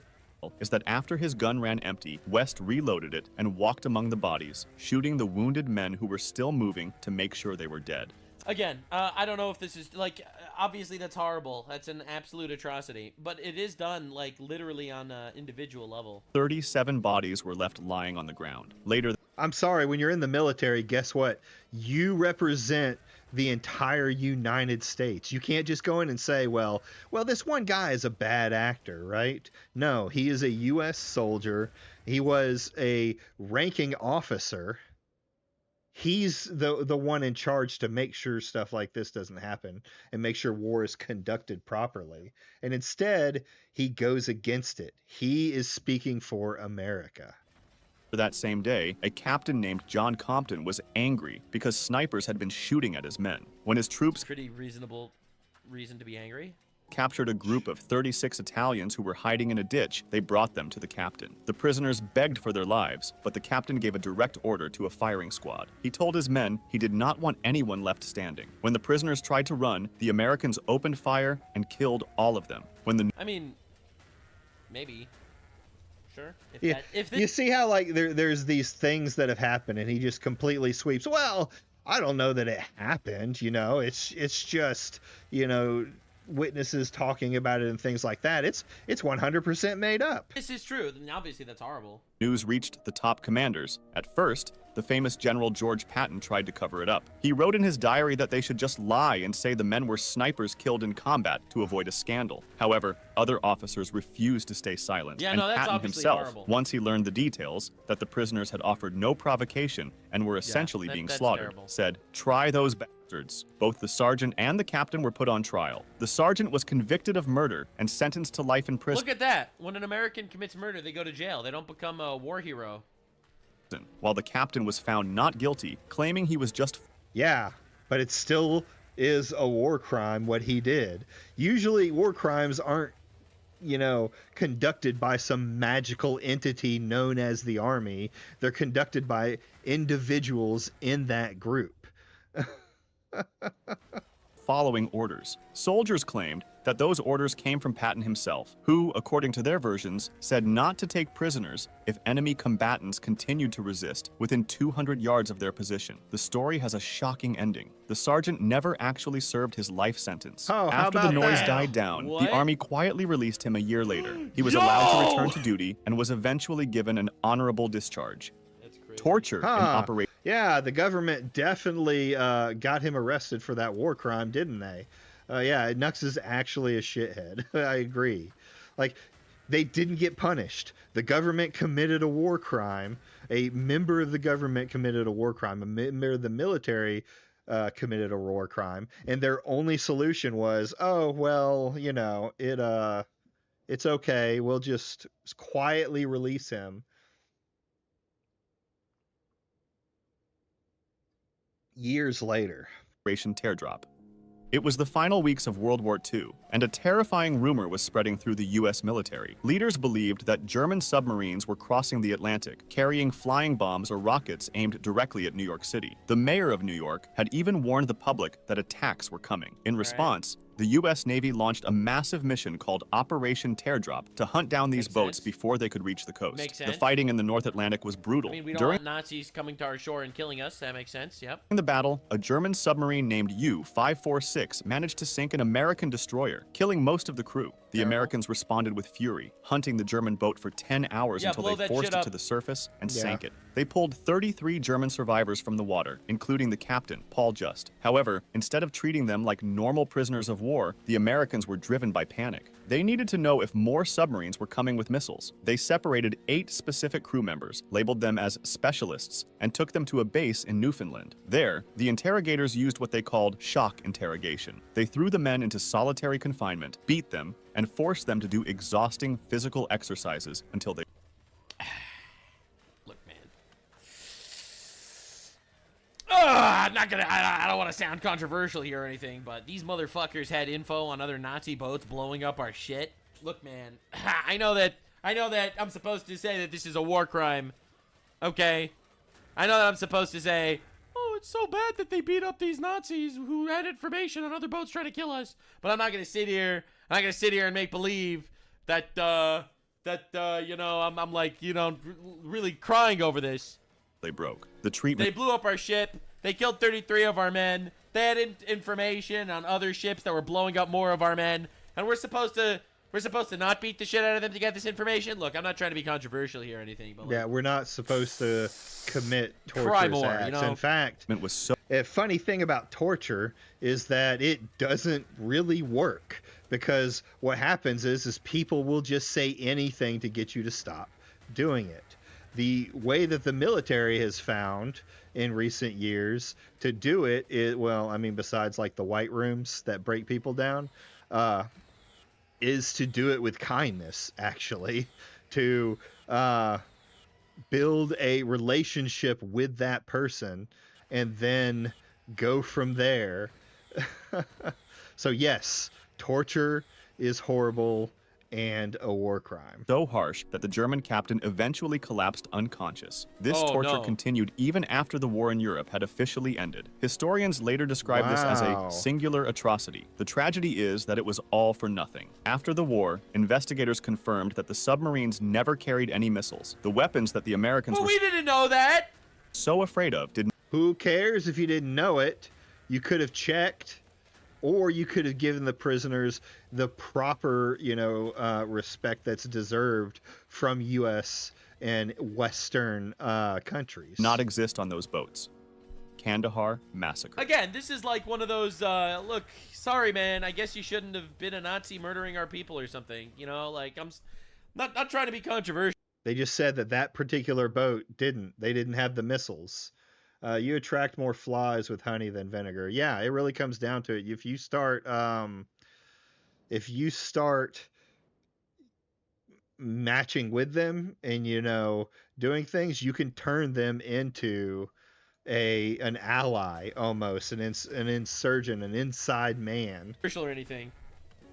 During the war in Afghanistan, on an ordinary night, families went to sleep as usual, but they were suddenly woken by flashlights and gunfire. What happened is that on March 11, 2012, U.S. Army Staff Sergeant Robert Bales walked into Afghan villages before dawn. U.S. investigators concluded that he didn't leave the base just once, but twice that night. First going to Al-Qazai, where he killed 4 and wounded 6, and then to Najiban, where he killed 12, including most of one family. Witnesses said some victims were pulled from sleep and shot in the head. Oh my they God. also described a woman dragged and beaten and more graphic He's stuff. 20. Which This dude's 30 years old.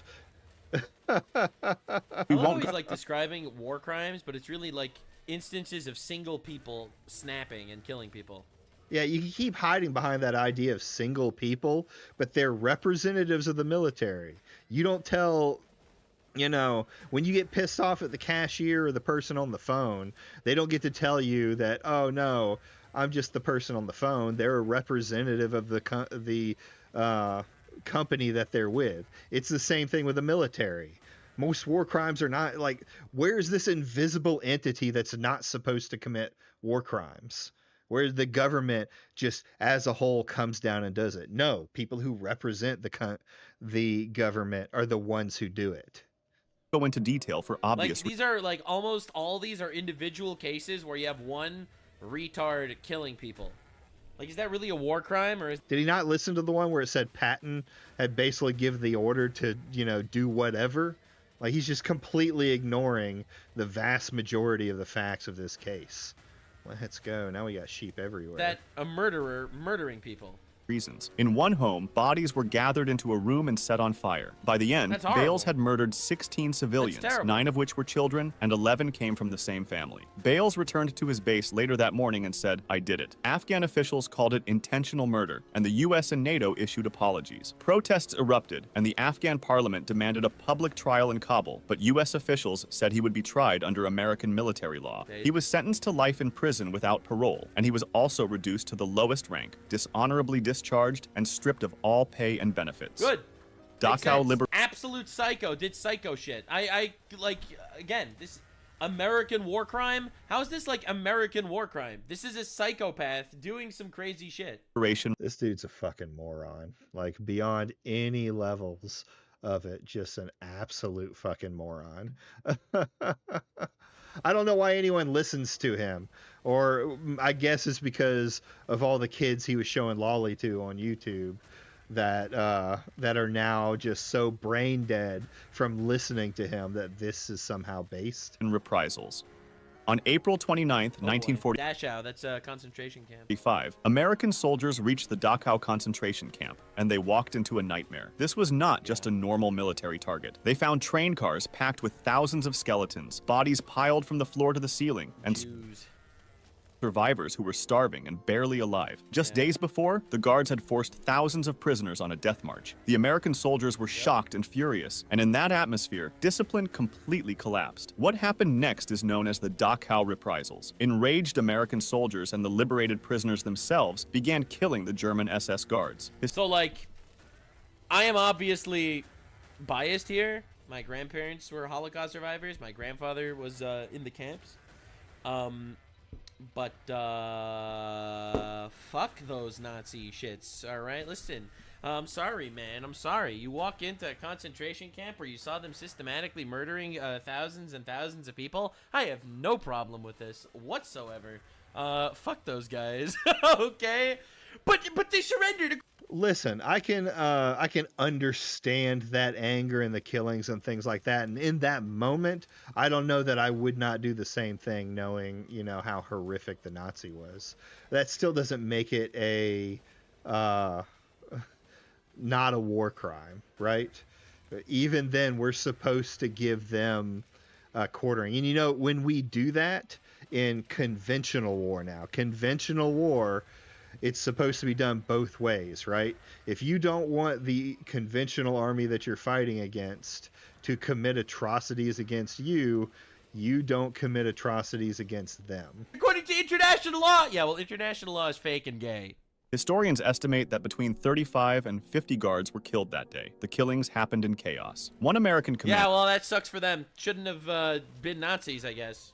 Colonel Felix Sparks, later described a moment in a coal yard where a machine gunner opened fire on surrendered prisoners. Sparks ran over and physically stopped the gunner, but about a dozen men were already dead. In other parts of the camp, guards were shot near walls and guard towers without any trial. At the same time, the prisoners took their own revenge. They swarmed the guards, beating them with shovels, sticks, and their... There's also this thing that was, this test that was done after the war, that they wanted to test and see why so many German people were okay with what was going on. And they come to find out that you can get people to do a lot of things when there's an authority figure telling them to do it. Anyway, they still deserve a trial before we put them to death, right? So some of those people, while horrible things were happening, may not have been as bad. I don't want to say that on the accounts of being like some Nazi sympathizer, but torturing, murdering, and not following our own rules to me is dishonorable and goes against the very idea of the military. I think it was a tweet. Bare fists or stomping them to death. Good. In many cases, the American soldiers stood by and watched, deliberately looking the other way. Bro, you see like a couple hundred I don't even know how many survivors there were, but a couple hundred emaciated Jews beating the shit out of Nazis that tortured them and murdered their entire families. Yep. All right. The U.S. Army actually investigated these killings immediately. A report confirmed that surrendered guards had been shot and that wounded men were left without medical care. Sucks, Serious charges were considered, even against officers. However, General George Patton, the same general we talked about in the Biscari massacre, dismissed the case. The legal review argued that because the legal review was, yeah, they're Nazis and fuck them. That was the legal review. Horrors discovered at Dachau were so extreme, it was unjust to punish the soldiers for snapping. In the end, no one was ever punished. I think now, all right, that I could see being a valid excuse for it, because anger over the mass death of people, yeah, I get that. I understand that, like, in the same way that the people and the Germans were working with the Nazis, you get emotional enough about these kind of atrocities, yeah, you could go and kill and let people do other horrible things. It doesn't make it not a war crime at all, and it really doesn't make it base. It's just human nature being human nature. Based as fuck. Let's go. That's what I'm talking. Hell yeah, dude. Woo! Yeah, baby. That's what I want to hear. Sorry, man. Sorry, bro. Get him out of here. Lipacz Massacre. All right. On April 22nd, 1945, near the German village of Lipacz, American soldiers committed a brutal war crime that is rarely discussed. The day began with a harsh battle. American tanks attacked a group of German SS troops who held them off for hours with rockets and artillery. The Americans eventually broke through, but the real horror began after the main battle was over. While the rest of the army moved on, a smaller unit of American soldiers stayed behind in the village. They discovered a warehouse full of alcohol, and many of them got drunk. According to accounts, about 25 of these intoxicated soldiers then turned their rage on the prisoners they had captured. In total, 36 German soldiers died, and historians believe about 16 of them were executed after they had already surrendered. The details of the killings are gruesome. 10 prisoners were marched out to a meadow and shot in the back of the head. 6 others... Again, they were already captured. This shouldn't have happened, obviously. That sucks. But every single one of these examples of war crimes is like random assholes snapped and murdered some guys. Had their skulls crushed. I mean, I just can't keep repeating the retardation of that statement, right? That's just completely dumb with no with no intelligent thought whatsoever on what a war crime is. Oh yeah, let's fucking... Also, they were confirmed Nazis. Makes this even... No, they were confirmed German soldiers. There was a difference between the Nazi party and German soldiers. More shocking is who these victims were. The German soldiers were incredibly young, with an average age of just 16. That is such a not my issue. That is like literally, that's a Nazi problem, okay? If they're marching their fuckers out at 16, then those fuckers are full-ass soldiers. All right, I'm tired of this. It's like, oh no, you shouldn't defend yourself against the Islamic terrorist because he's 14 years old. Nah, sorry, bro. Sorry, he's old enough to be an Islamic terrorist. He's old enough to get judged like an Islamic terrorist. Get out of here. They were essentially teenagers. The violence did not stop with the executions. The same group of American soldiers is accused of raping around 20 women in the village that same night. These crimes happened during the chaotic final rush to win the war, and there was no real accountability at the time. Yeah, it was a brutal war, all right? Like, you know, man, look, I'll be real here. That sucks. I'll be real here. I'm a complete fucking moron who has no business talking about anything because I can't understand the very basic idea of the war. War crimes are still war crimes, yes. Not a lot of Germans were Nazis. No, yeah, the Nazis was a very specific party in there that was under control, right? The most of the war, in many cases, was fought by German soldiers who, yes, were fighting for the Nazis, but as science has proven, people will listen to authority and do just about anything. Anyway, thanks for watching. Hope you enjoyed. That sucks is the conclusion. I love how all these examples are just actually about how one singular American was bad and murdered a prisoner. Go back to putting Lolly on your freaking shows on YouTube and do something like that, because you have probably the most idiotic takes that I've ever heard. You're a pathetic, fat loser sitting in your fucking basement pretending that you're some kind of American when you're just over there across the border in Canada crying like a little bitch. So that's Nux Taku and his take. I'm actually, I didn't even have it up, damn it. You didn't need to see the pictures anyway. It's fucking dumb. Oh man. Oh, steel. Oh no, let's go to hell. Let's go to hell and do some of this. I don't know what the exploding bugs are. Steal life. And there we go. Yes, increase their attack. Oh, I didn't realize I could do that. This is much easier. Increase manager health. Increase fire resistance. Increase goat health. Increase all minion damage. Imps fire resistance by 50. Yeah, we can do that. Then we go direction range. How many more do I got? 2. The devils. Manage, and then let's get all hell minions increase their attack speed. I don't really have another video to watch per se. I think I'm gonna do one more run, and we might call it a little early tonight for any of those still hanging around. Yeah. The game you're playing looks pretty cool. It's called Be My Horde. It's still in early access. But man, it's a fun little survivor game. I like the idea of making these. Oh, I didn't want to go on this one. Oh well, end run. I don't want to go on that one. I want to go to hell. It's still in early access, so they are working on it in a lot of ways. They've added more levels because apparently you would go from like the first one. Like I guess there was a huge jump between these, and it was just not playable to even do some of the hell runs. Did I not? Hold on. Okay, yeah. That's about right. But they're constantly working on it. I like it. I think it's pretty cool. So if you wanna get it up, it's cheap too. I think it's like $7.99 right now. It's definitely not in any way like an expensive game, and I've gotten a decent amount of playtime out of it so far. Are you just like weaker? What's going on here? Why aren't I killing these guys?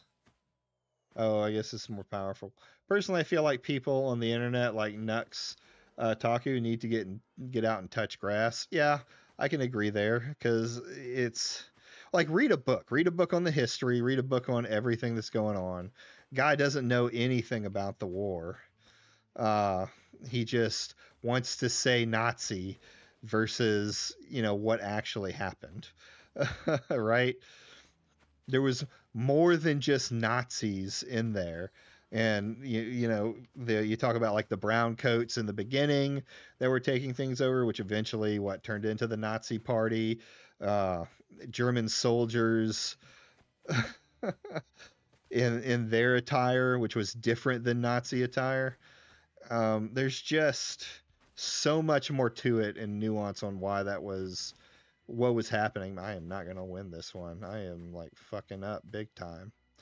It's so much more to it, but he doesn't really give a shit one way or the other. He just does his thing. Okay,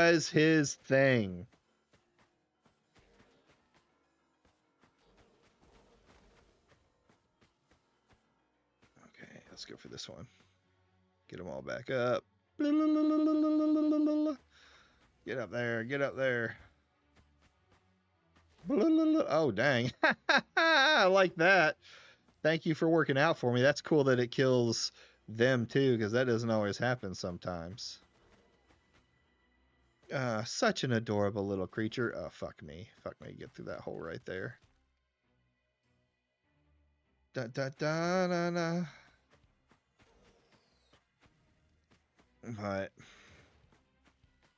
and of course, for you people that like outfits, she has outfits that you can put her in. Nothing too crazy in terms of like fan service, but still outfits that are fairly sexy. So this is a game made for the anti-woke that's saving gaming. Yeah, you can't get me, can ya, bitch? You can't get me, can ya? Man.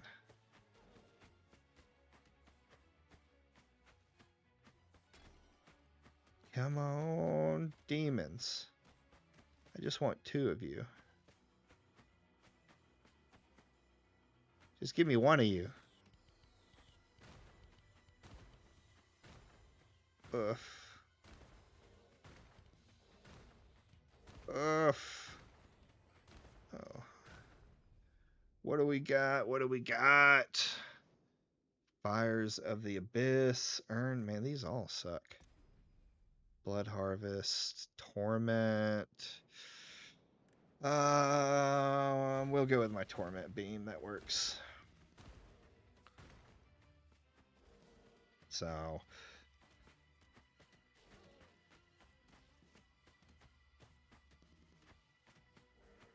I don't know that I'm going to watch many more of those type of Nux videos because they're just him being, you know, him.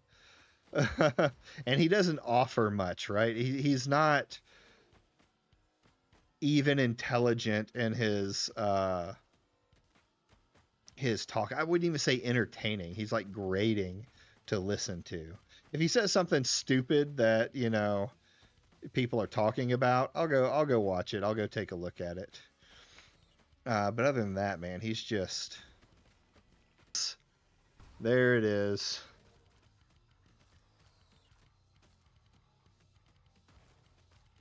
All right. Something's going on with the internet. I'm almost dead. This is going to be probably the end of this run. So for now, I want to thank everybody for coming by. If you're new and you haven't liked the video yet, go ahead and like the video, even if you're here. If you're one of mine and you haven't liked the video yet, what the fuck are you doing? Like my video. You know, we do this videos Monday, Wednesday, Friday, and Saturday. We love our slop here. We are slop farmers, slop enjoyers. But other than that, I might actually be keep going. If you have slop you want me to watch, then just head into my Discord. I have a page called Feed the Pigs. You can send me anything there you think I might be interested in, and you know, if it catches my interest, I'll take a look at it. Ooh, let's see if I can survive a little longer. One of my guys, get him. Yes, they're turning into my minions. Let's go. Oh, minions, you will be part of my minions too. Come on. I'm definitely not gaining experience as much. Oh no, get away from my guys. Oh, there's two of them now.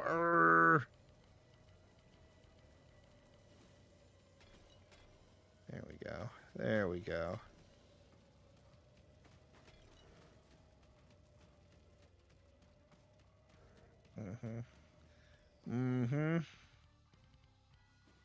Get him.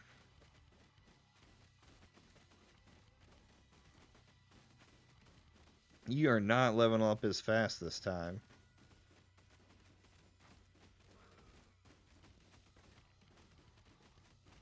Not as fast. Like we are barely hanging on here. Let's go. Yeah, we need more graves. We need more graves. Give me more graves, which gives me more men.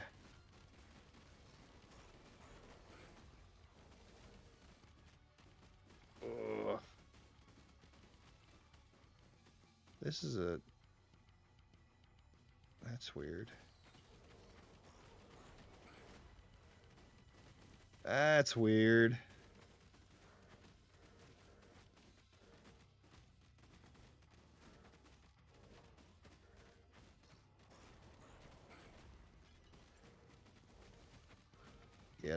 Get him.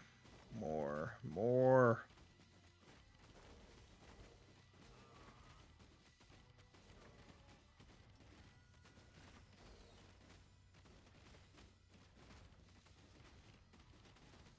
These guys might finish me off here.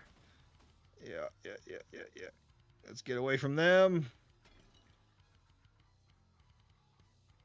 We're gonna have to go to like this group.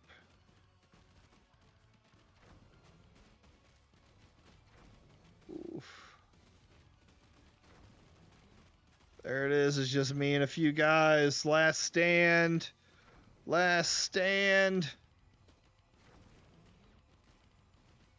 Oh, no. Come on, gravestones. Get him. Get him on our team. Get him on our team. Okay. Maybe not the big boy. Maybe not the big boy.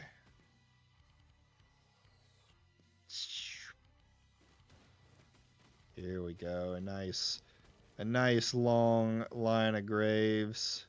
Let's just go around and build up our strength again.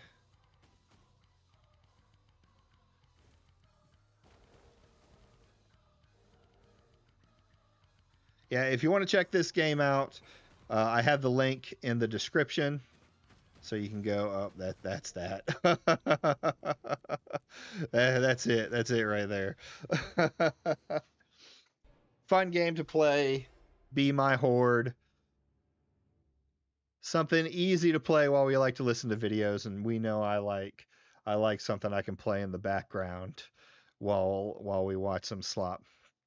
But I want to thank everybody for coming by. You guys have a wonderful day, and I will see y'all next time.